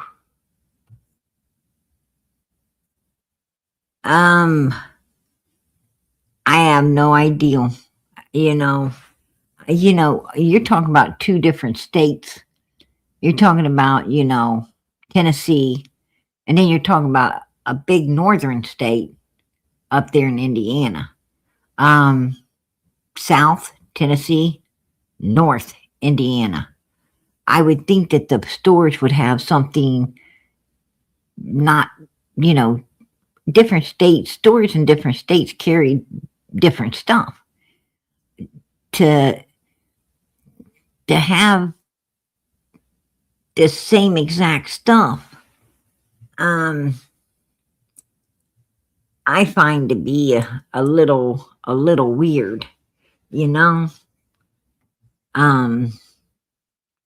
myself. And Pam was on a mission of buying swimming pools for, a lot of people. Around that exact time, she was, which I find really weird. I mean, does she know the Wells? Would she know the Wells from out of Arkansas? Why was she not interested in any of the other cases we were covering except Summers? Like I said, she didn't get into the Romney case, which we did. She didn't get into the Quentin Simons case. She didn't get into Sebastian's case. She didn't really get into Jack and Lily's case.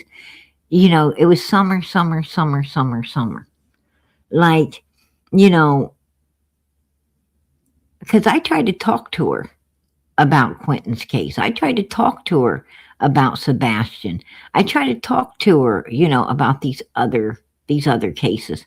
Like, she didn't know a damn thing. But Summer's case, she's got down to a science. I mean, she's not missing one damn beat on Summer's case. And that, that's really weird. Because as a YouTuber up here, and this is Summer's channel. Like, this is Summer's. We know as much about Quentin Simons' case as we do Summer's. We know as much about Sebastian's case as we do Summer's. We know as much about Nancy Guthrie's case as we do Summer's. I mean, but Pam don't. Like, and I really didn't overly cover Nancy Guthrie, and I didn't really overly cover Sebastian Rogers. I didn't really overly cover Michael Vaughn's case, but I know everything about it. I mean, I know damn near every detail. I know practically every detail on Sebastian Rogers' case. I know, Nancy Guthrie's case. I know almost every detail on it. I can go from A to Z on any of these cases because because I kept up with every last one of them because I was interested in these cases. Um, you know, but she's not.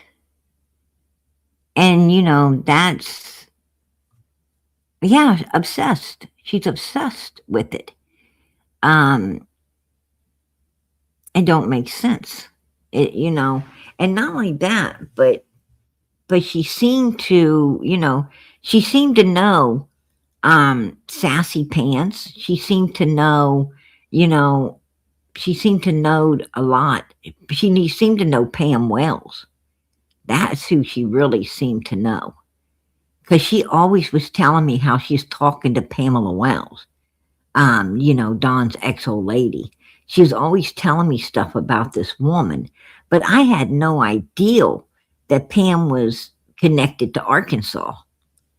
You know, I always just, that's a secret she kept. I just, assumed that she came from Indiana. That's where she'd been all of her life. And I just assumed she couldn't have known any of these people. But now I'm finding out that she could have very damn well knew these people. She could have very well, have some type of connection um, with what was going on. Seeing that she's pitching tents and supposedly letting, bringing homeless parents, people with kids, to stay in it, like the Wells were over in Arkansas. I'm starting to wonder. Yeah, she's connected. She's connected into Arkansas, which is really weird. That's what see, I don't know. That's what I'm trying to, I'm trying to research now and I'm trying to figure it out if she does or she didn't. I don't know. There's a lot of similarities. A lot, like her behaviors are on track with their behaviors. Her hatred, her evilness is on track with their evilness. A lot of damn similarities. I mean, if they don't know each other, it sure seems like they do. That's what I'm saying. I don't know. I have no idea. But Pam's a compulsive liar, and I knew it. What was that lady's name?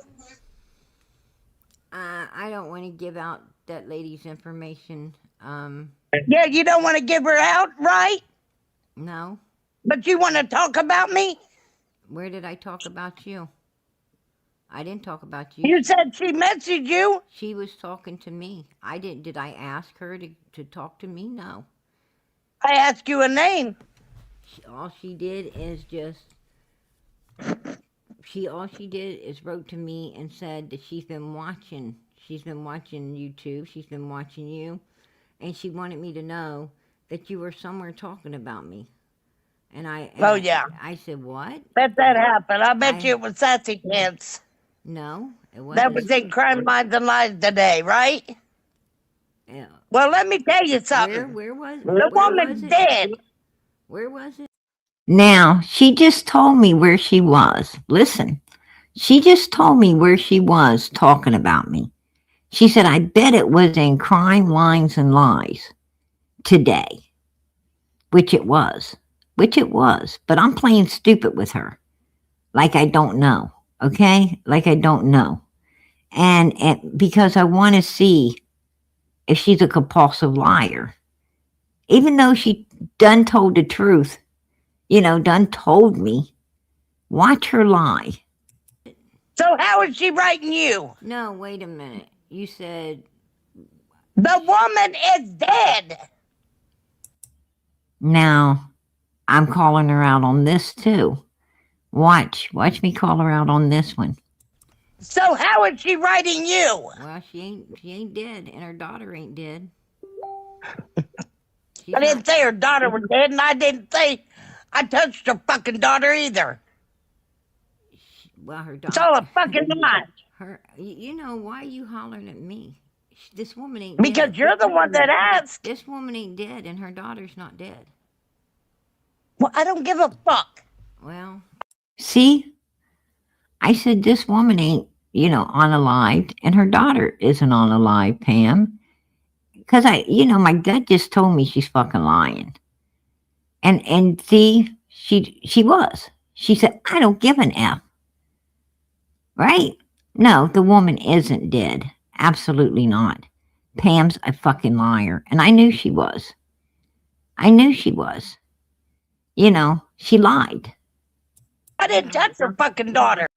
She was trying to, act like she was trying to act like, PG, you can't be talking to this woman because she's no longer with us.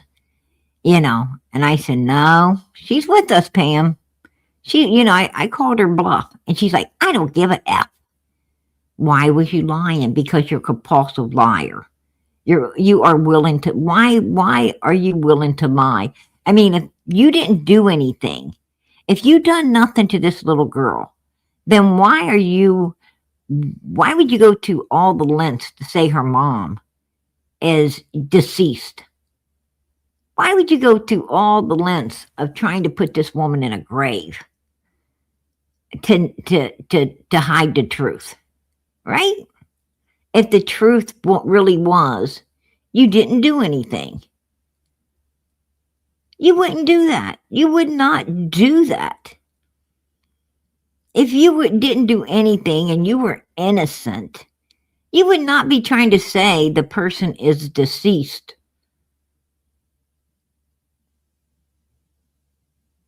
To keep the truth from coming out.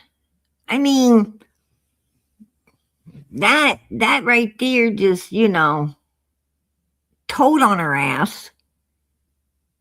And it also told she's a compulsive liar and willing to do anything to cover up her evilness, right? You'd be surprised at how much you could get out of a person.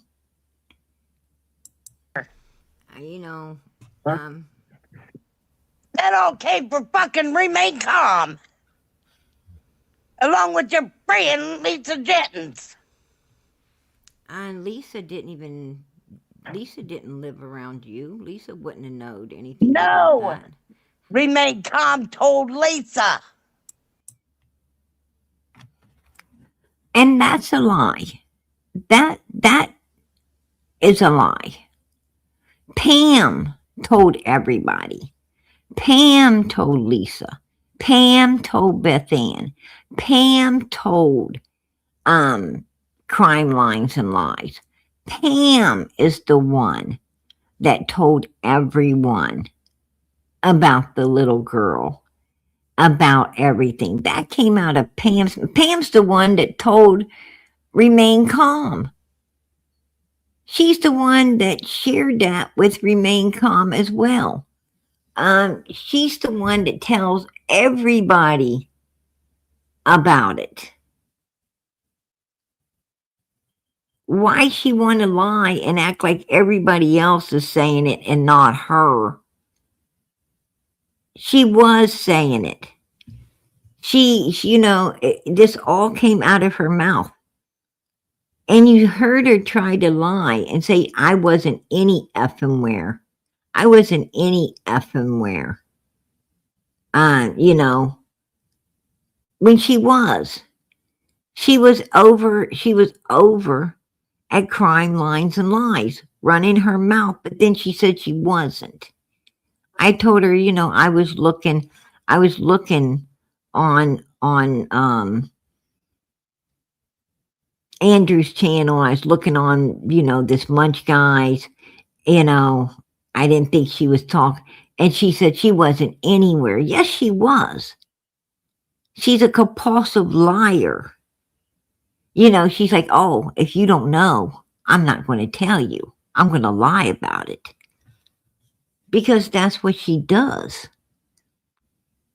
It's unbelievable.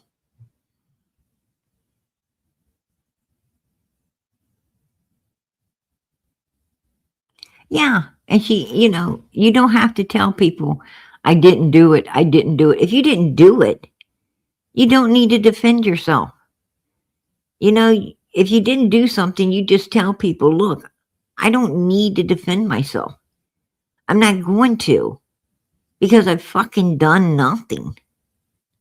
You're just going to shut the door in their face. Why,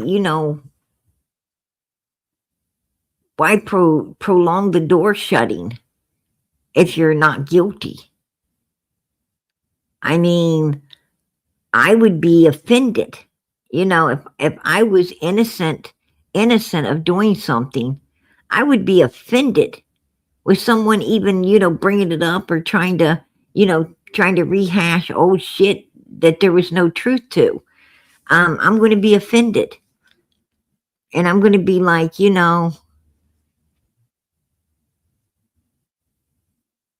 slam. It's over. I don't need, for one, I don't know why you're bringing it up. Two, I done nothing, and slam the door on it.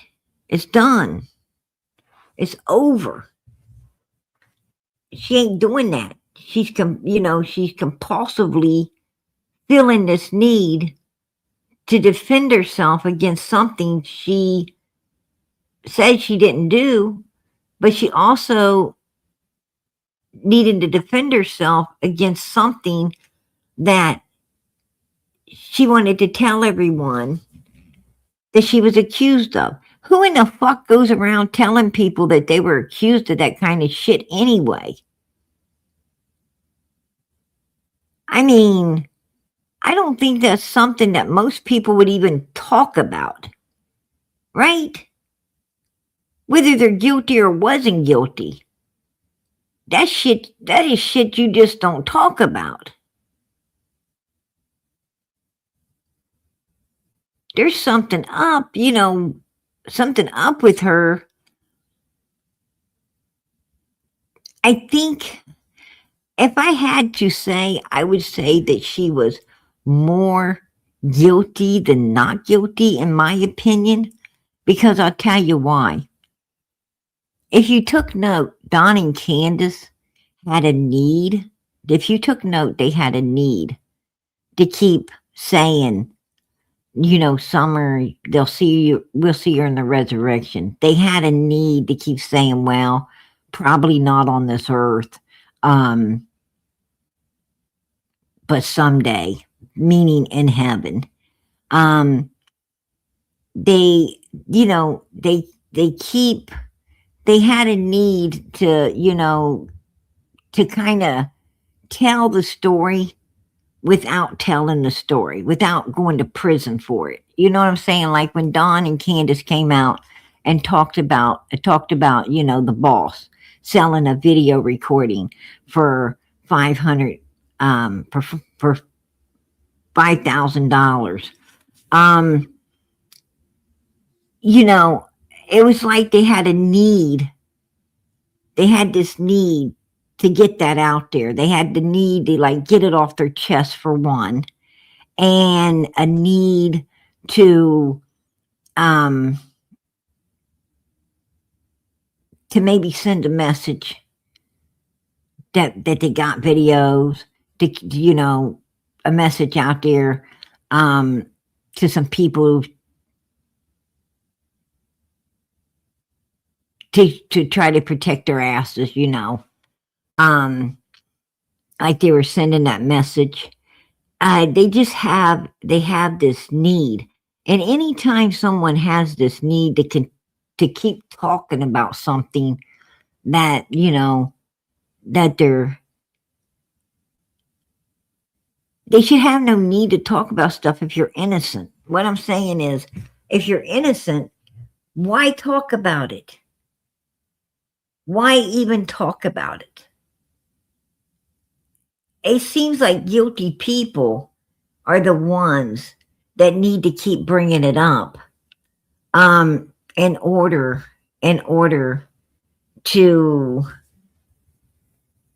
maybe continue to get it off their chest, maybe to just say it out loud, so it's, so it's not so embedded in their mind, body, and soul to, to destroy them from that inside out. Um, I don't know. I don't know.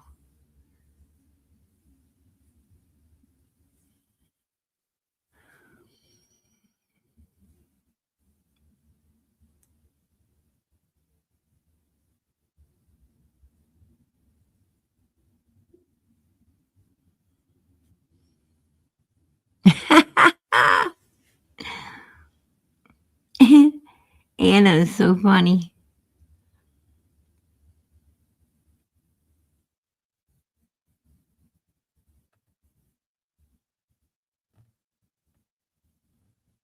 Oh yeah, and Pam lost custody of her kids too. She lost custody of her children. Um, I don't think any of them have anything to do with her. She lives with this boyfriend Joey. Um, Now it's not true. This Joey guy is not her son. That, that's sick. That's sick. That's YouTube shit. That's YouTube lies. The guy ain't any relation to, to her. He owns that home. Somehow he somehow he likes her or something and keeps her. She lives with him, and you know, she lives with this man in his house, and he keeps her up. Why, I don't fucking know, but he does. And like, none of her family really has anything to do with her. That's why she's out here on YouTube, raising hell all the time. It's because she ain't got nothing else to really do as well.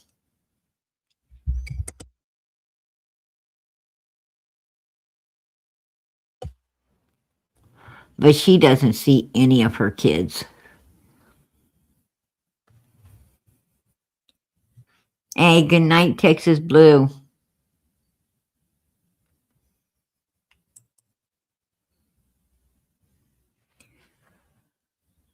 Now, these this is about the time Summer's hair got cut. And this is April 12th. And you can tell Summer's hair. Take a look at Summer's hair. Now, this is the picture Marlena Crawford was trying to say. She was trying to say that it was on the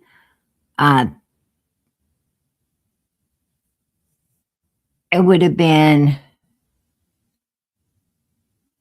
on the 12th of June. She was trying to say this was the 12th of June, when her little girl was up there staying with the Wells, on a Saturday. They have Saturday church. She was trying to say this was the 12th of June. This was not the 12th of June, because look at Summer's hair. I went back looking at this, and Summer's hair is, she still has no hair hardly. She has no hair. So Marlena's lying. When Marlena said that they brought her daughter home on Friday, that was the truth. But this here, Marlena's daughter went to church with Summer back in April. And so she was hanging with Summer in April as well. And had went to church with her. So they were up on the hill, Marlena Crawford and her family been hanging up on that hill for a while. And this here,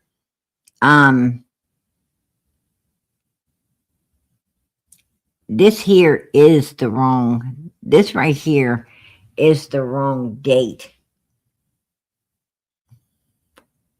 this is the wrong date because this is at the time they were out at the for sale barrel.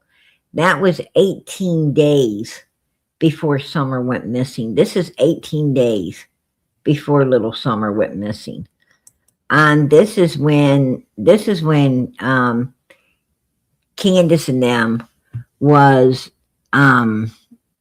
this was in 2020 when they were hanging around the U-Haul place with Allison and Andrews and them, which I find really weird. You know. I got a feeling that they were wrapped up into some real out of state evilness, even coming out of New York. It was coming out of Arkansas, it was coming out of Utah, it was coming out of Wisconsin, it was coming out of Tennessee, it was coming out of, you know, a lot of different places. Definitely Virginia, West Virginia over in there.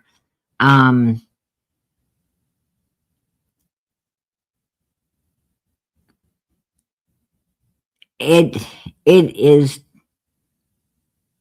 I think it's a lot bigger than people think, to be honest with you.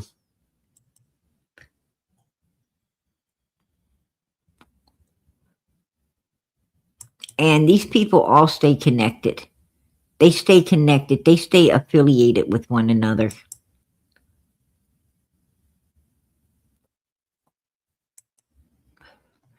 Now, as you can see in the background here, there's duffel bags. There's there's no suitcases. I do not see a suitcase. I see totes. I see a cooler back there. I see a lot of piled up shit, but I do not see. And I'm going to tell you, they're like, oh, law enforcement, look at this. Oh, hell no. Law enforcement didn't come in there and make that place a wreck. That place was a damn wreck. Early freaking on. It was already a wreck. And see how much hair Summer's got here? That was closer to when she came up missing. That was definitely closer to when she came up missing. About a month beforehand. And you could see her hair starting to come back in. Her hair's definitely starting to come back in that picture. And she had hair back when Dom was holding her. She had hair on the sides of her head when Dom was holding her. This was just a couple weeks before she went missing. And that's when they were riding dirt bikes and stuff, but they were also riding them dirt bikes the night of the 14th. They were and I think this right here, because just right before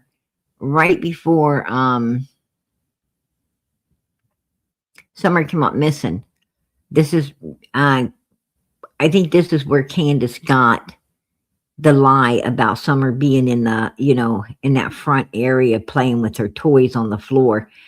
I think Candus obviously was observing Summer. She was observing this child a lot during that time, because I think they were, what happened to Summer had to have been premeditated, because I'll tell you why.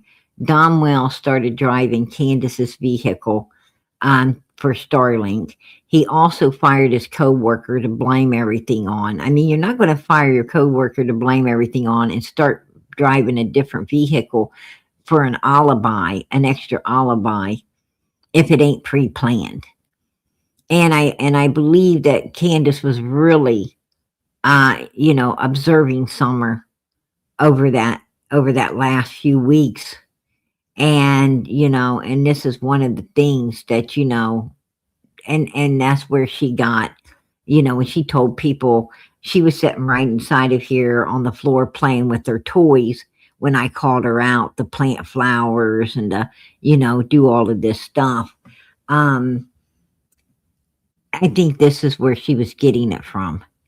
And it's very possible that this is the day that they might have been transplanting some cactuses into that pot. And, this could have been, Candus could have been telling what happened on the 5th instead of the 15th. She could have ran a different day across law enforcement instead of that particular day.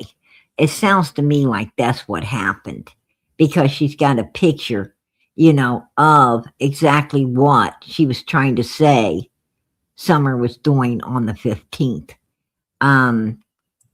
So yeah, I think it's bullshit. I think it's bullshit.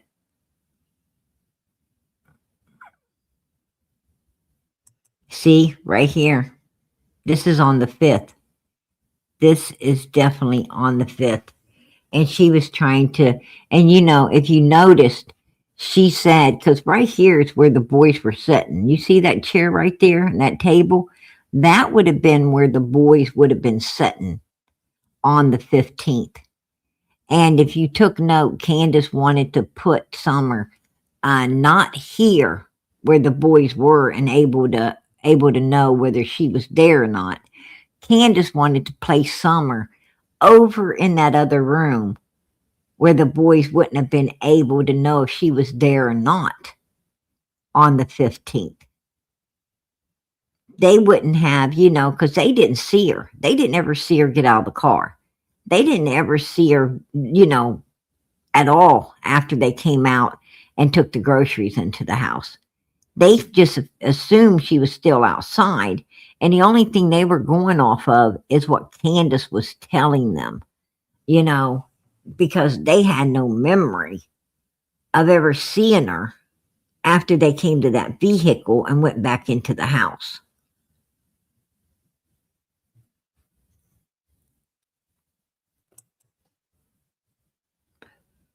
So she wanted to move her from this area over to an area where the boys wouldn't have knew if she was there or not, that she could gaslight them up with.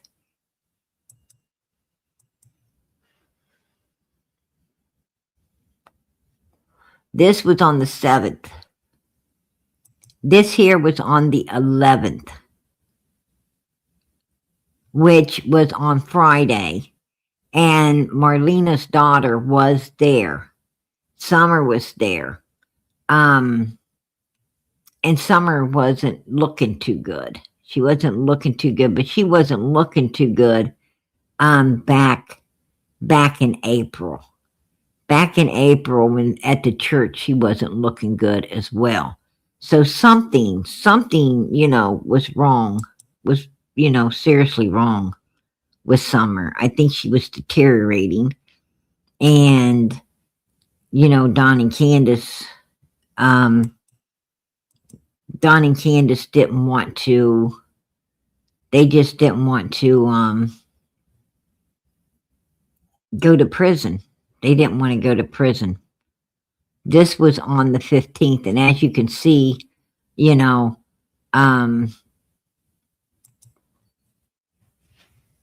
Summer was fully alive out there until Hunter walked into the water. She was, she was out there playing like a normal kid would play. She was out there, she just thought she had a summer day out. That's what she thought. Until he walked into that water.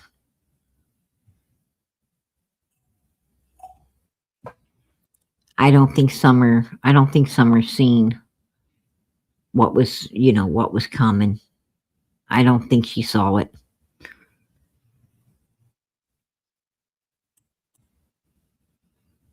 And they stopped at a grocery store to get stuff because they knew that they were going to need to take it home, they knew that those kids don't get no food, and they knew that those kids would be attacking that food and not paying attention to anything else because they don't ever get no food.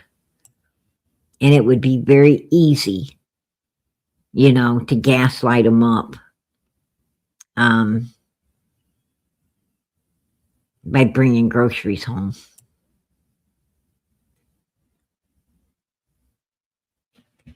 And Candus is always one of those people. If you ever heard her talk, she's like, always, that uh-oh moment, right? Like, I know what will distract them. I know what you could do. I know. If you noticed that, put a 1 in the chat. If you noticed that she's always, has that light come on to do evilness. When it comes to being able to distract people or, get what she wants or what she could say. She definitely, yeah, she is one of those people.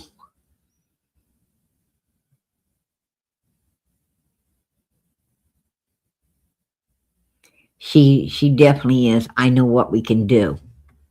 I know what we can say. I know this. I know that. All geared up towards evilness. And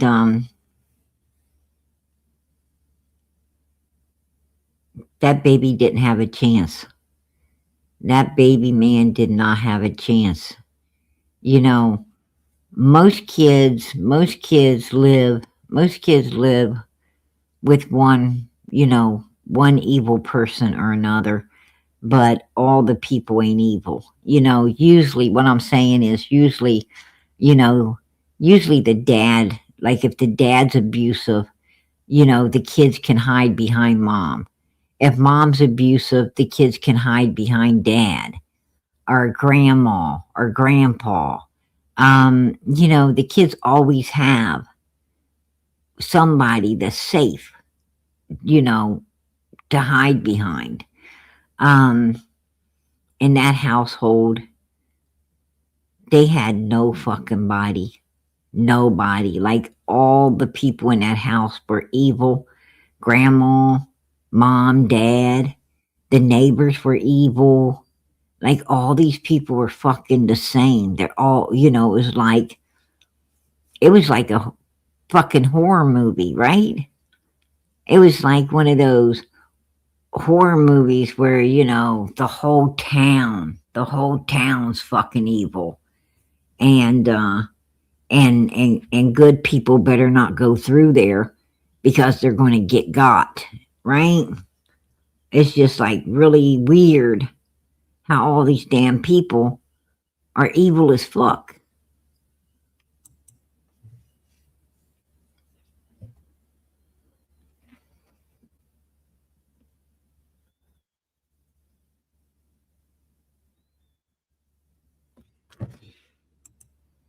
And this was the end result.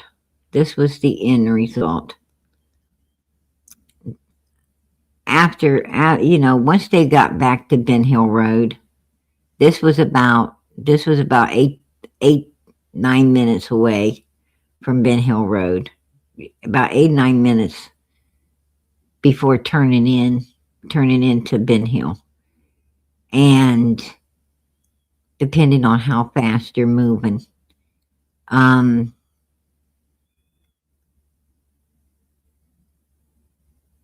once they went into Ben Hill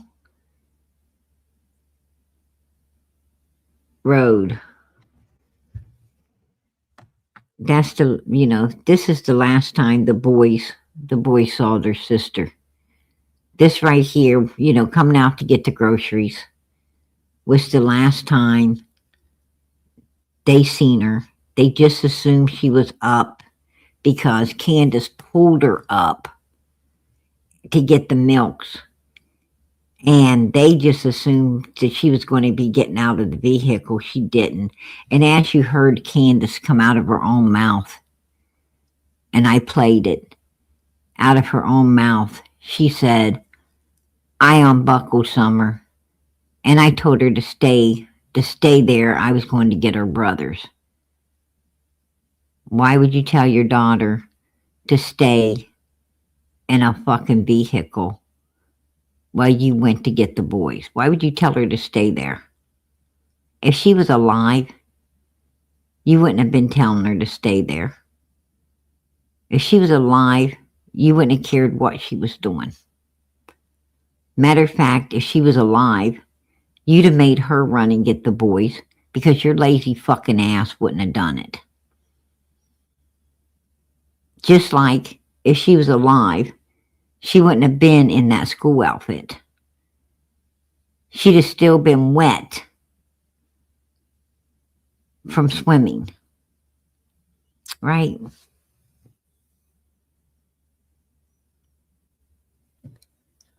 Yeah.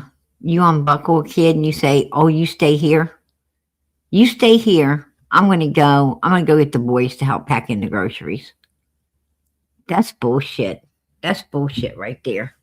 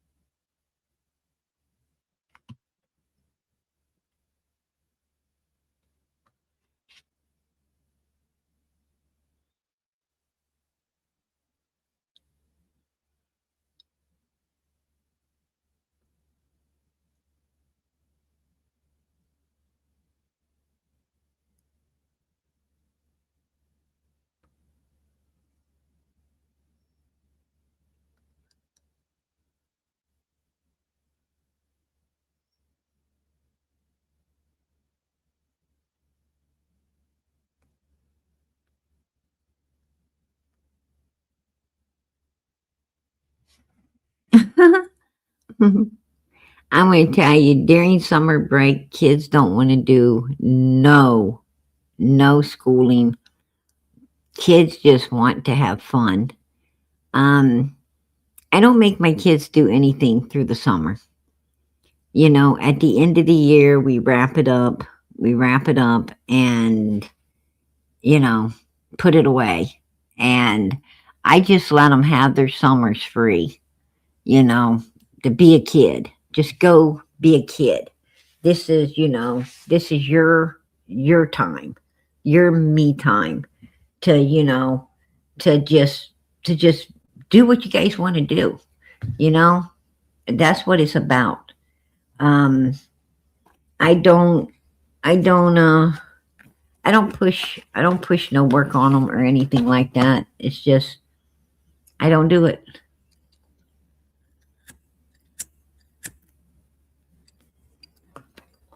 Now, I do, you know, like me and my family, we play like Bible trivia, you know, we play Bible trivia and stuff like that. We play, you know, a lot of games that are educational, you know. And you know, um, but they're just games, you know. They're you're learning, but we don't do it, you know, for the education. We just do it for fun. And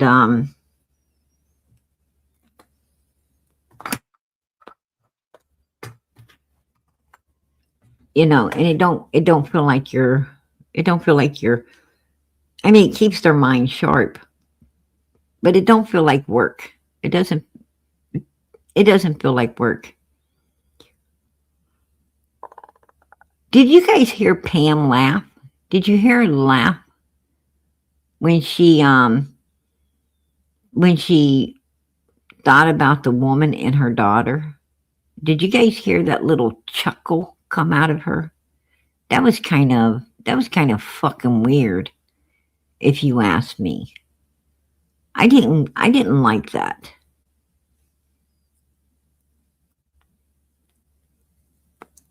Hey, Carrie, good to see you, girl. God bless. Much love.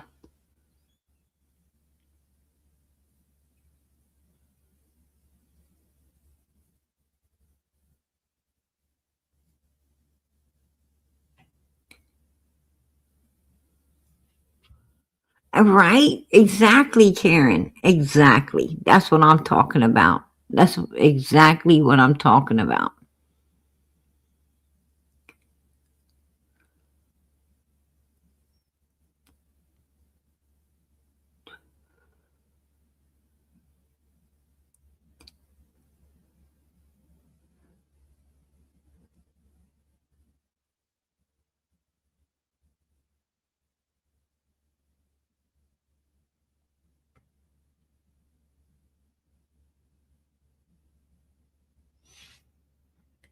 Oh yeah, she act like she was. Did you did you take note that Pam act like she's so against the Wells? But did you notice Fred act so against the Wells, and Andy and Jody Sue acted so against the Wells? And did you notice that Wells acts so against everybody else? And Marlena, her brother, all of them act like they're so against everybody. These motherfuckers all act like they're against one another. And that's what it is. It's an act. Because then you got Donald calling Fred, and you got Andy calling and keeping in touch with Chad Arnold, and Fred's keeping in touch with Chad, and Donald's going to Chad's house. All of these motherfuckers are cool with one another. They ain't no bad blood between these people. Just evil blood that they're all in on, right? That's it.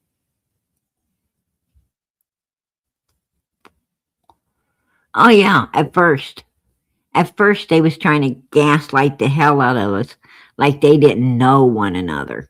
When these son of bitches were joined at the hips, right? They were all joined at the hips. They was all using the same fucking outhouse all at the same time. Did you see how many damn holes was drilled in that outhouse? They was all taking a crap together. Come on. Them motherfuckers knew one another and they knew each other very well. Trust me. Oh, they was. They was.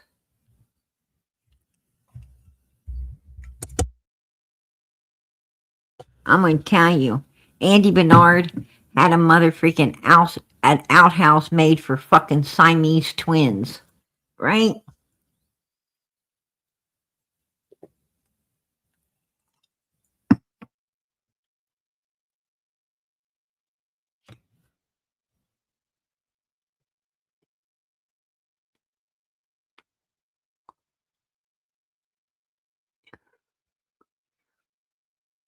Oh, they put you on antibiotics, Carrie.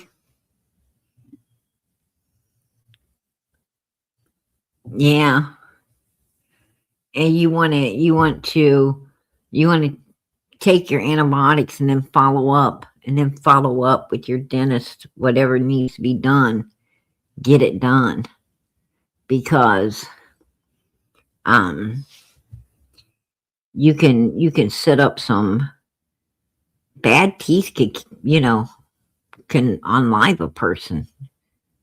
I mean, it's really dangerous to have bad teeth in your mouth.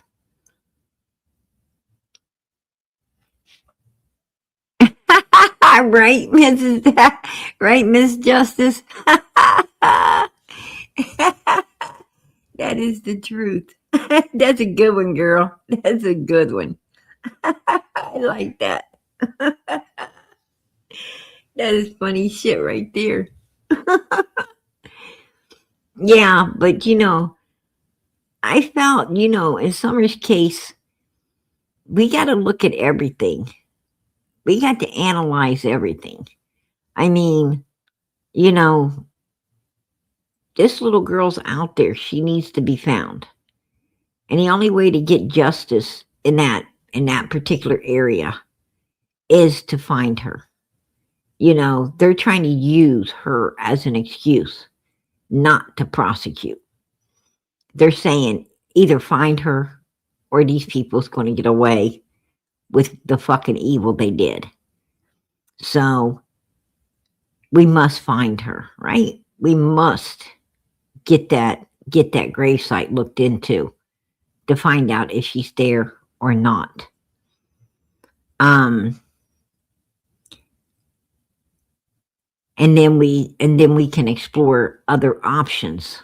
We can explore other options to where she may be, but I think she's there.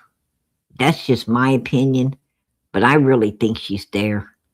And if they want to find her, I got a feeling that's exactly where they're going to. And they need to be looking into it. They had her hidden away in that gravesite before even calling law enforcement. And that's the one damn place that law enforcement would not look. And Ronnie Lawson might feel like it, you know, might feel like it's going to make him and his department look stupid running around that gravesite, you know, running all around it and not looking in it. He might, you know, not want to find it for the embarrassment it could cause him and his department. But I'm going to tell you something. Ain't it a lot more fucking important to find Summer than to worry about some egg on your face? You know, I mean, I don't know. If that's the reason he's not doing it, then he should be ashamed of himself. Because that little girl counted on him more than anyone else in this world. She counted on him. And he should have been there for her, no matter what the price is. Who cares if you get some egg on your face? Find that little girl, get her out of there, and get this case solved, right? Should do what's right in the sight of God. And he still has a chance. If he wants to take it, he still has a chance to do it. That's up to him. Anyway, PG's going to head out of here.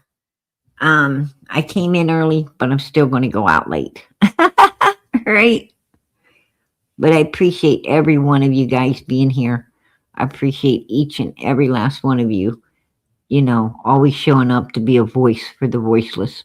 God bless you.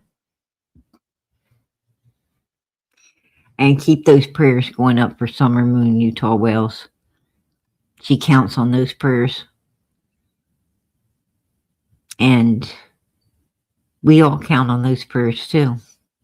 We all count on them because we count on God solving this case for us. Don't seem like anybody else with authority is willing to do it. So we have to go to the one who has all authority over everything. And we got to just keep praying until Summer's case is solved. And I believe it will be. That's my opinion. I believe it will be. At some point, it's going to be. So keep those prayers going up in the name of Jesus Christ for her. And we'll keep doing whatever it takes to help her get found, brought home, justice served on this baby's behalf. God bless her. God bless her. No child deserves what happened to this child. No child deserves that. Absolutely not.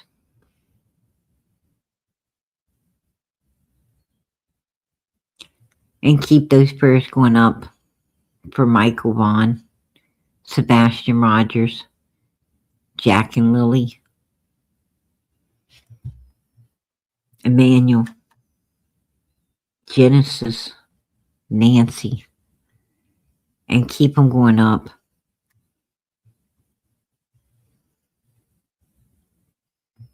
For Austin, I believe their last name is Makeshift, something like that. I don't know right offhand, but he's the young man they just had the trail. And he's the young man that was unalived during a track meet at a school. And I know his family's going through a lot.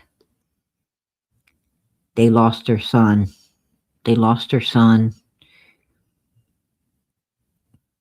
in a way that just shouldn't have ever happened. And they're dealing with a lot.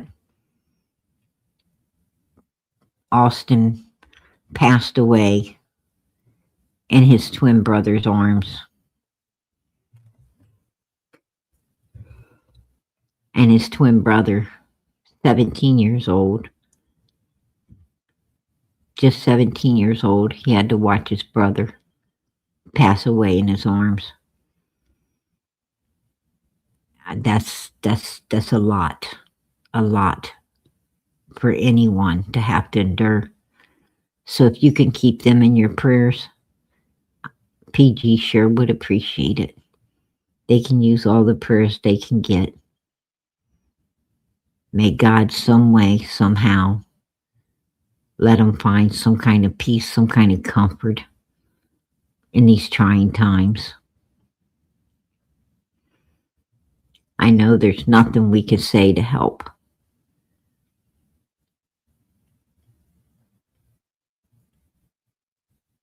But we sure can pray that God helps in some way.